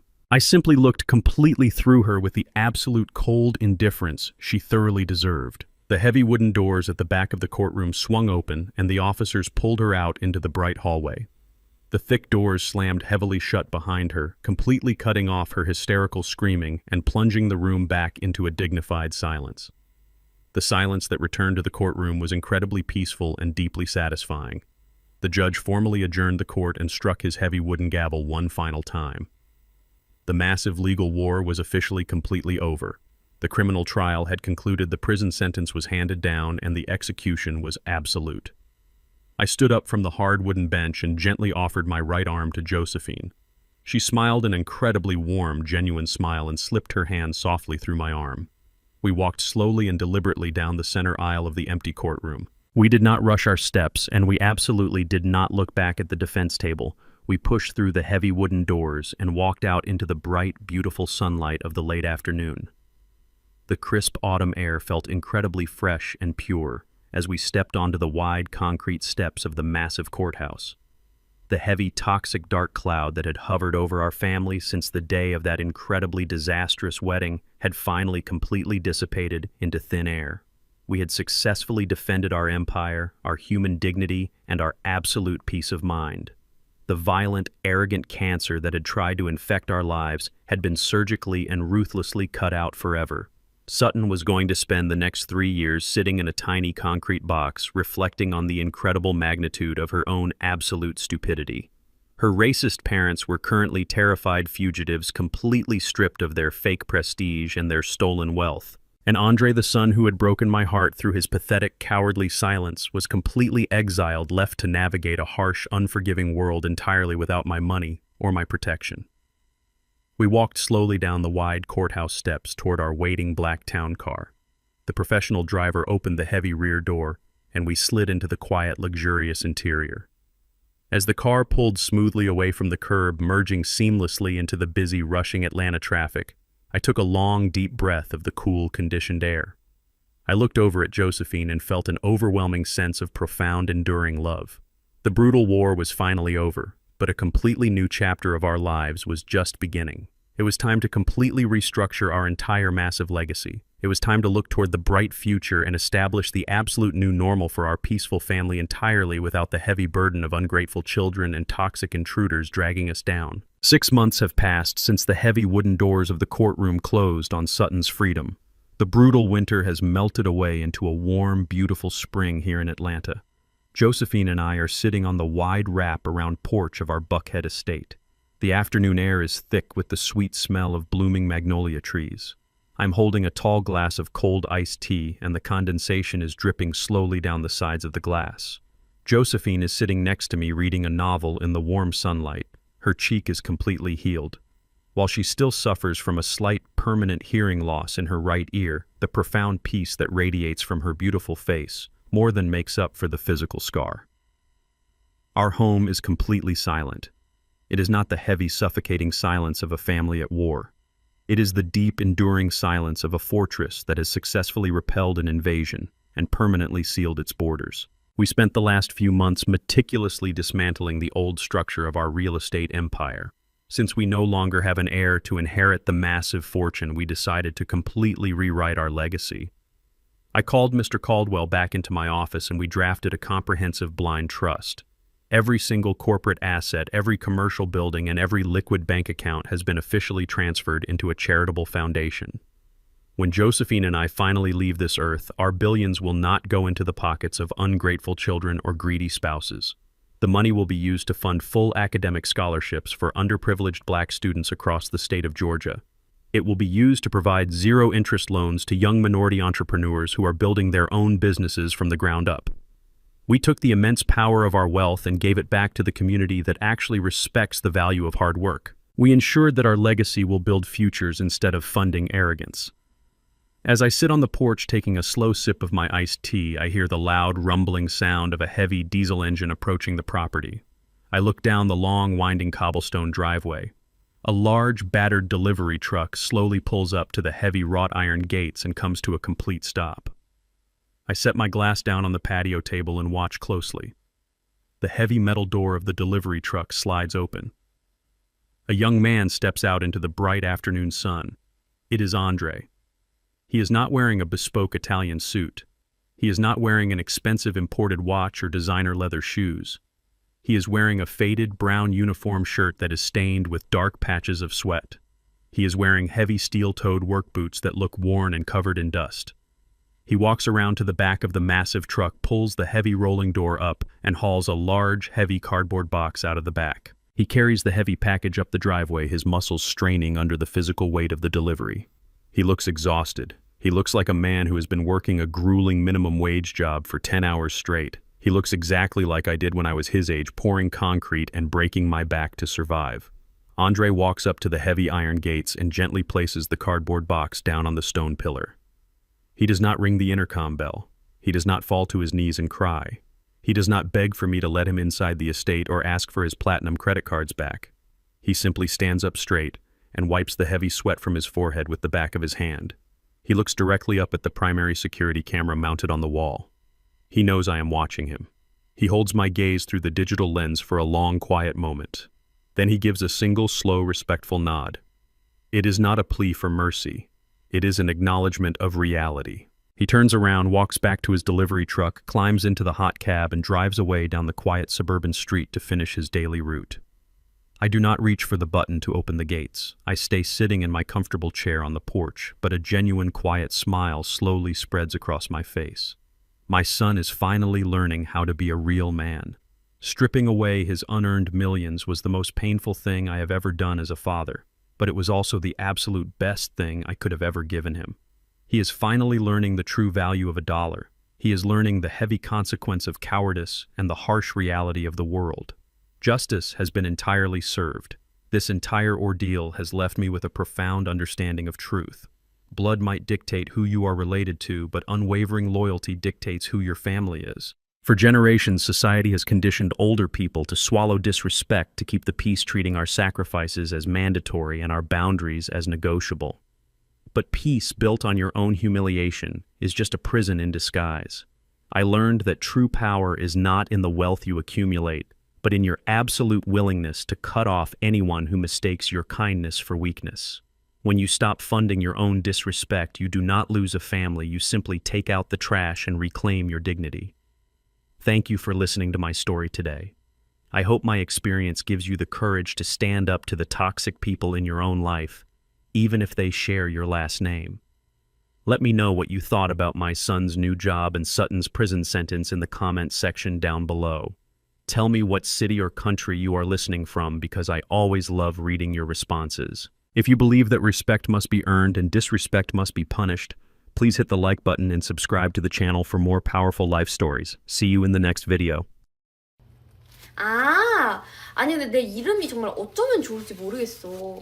오빠들이 두라고 해주실 때도 있고 앙이라고 해주실 때도 있는데 두 하면은 둔이랑 겹치고 앙이라고 하면 앙추랑 겹치니까 그래가지고 이름이 참 곤란합니다.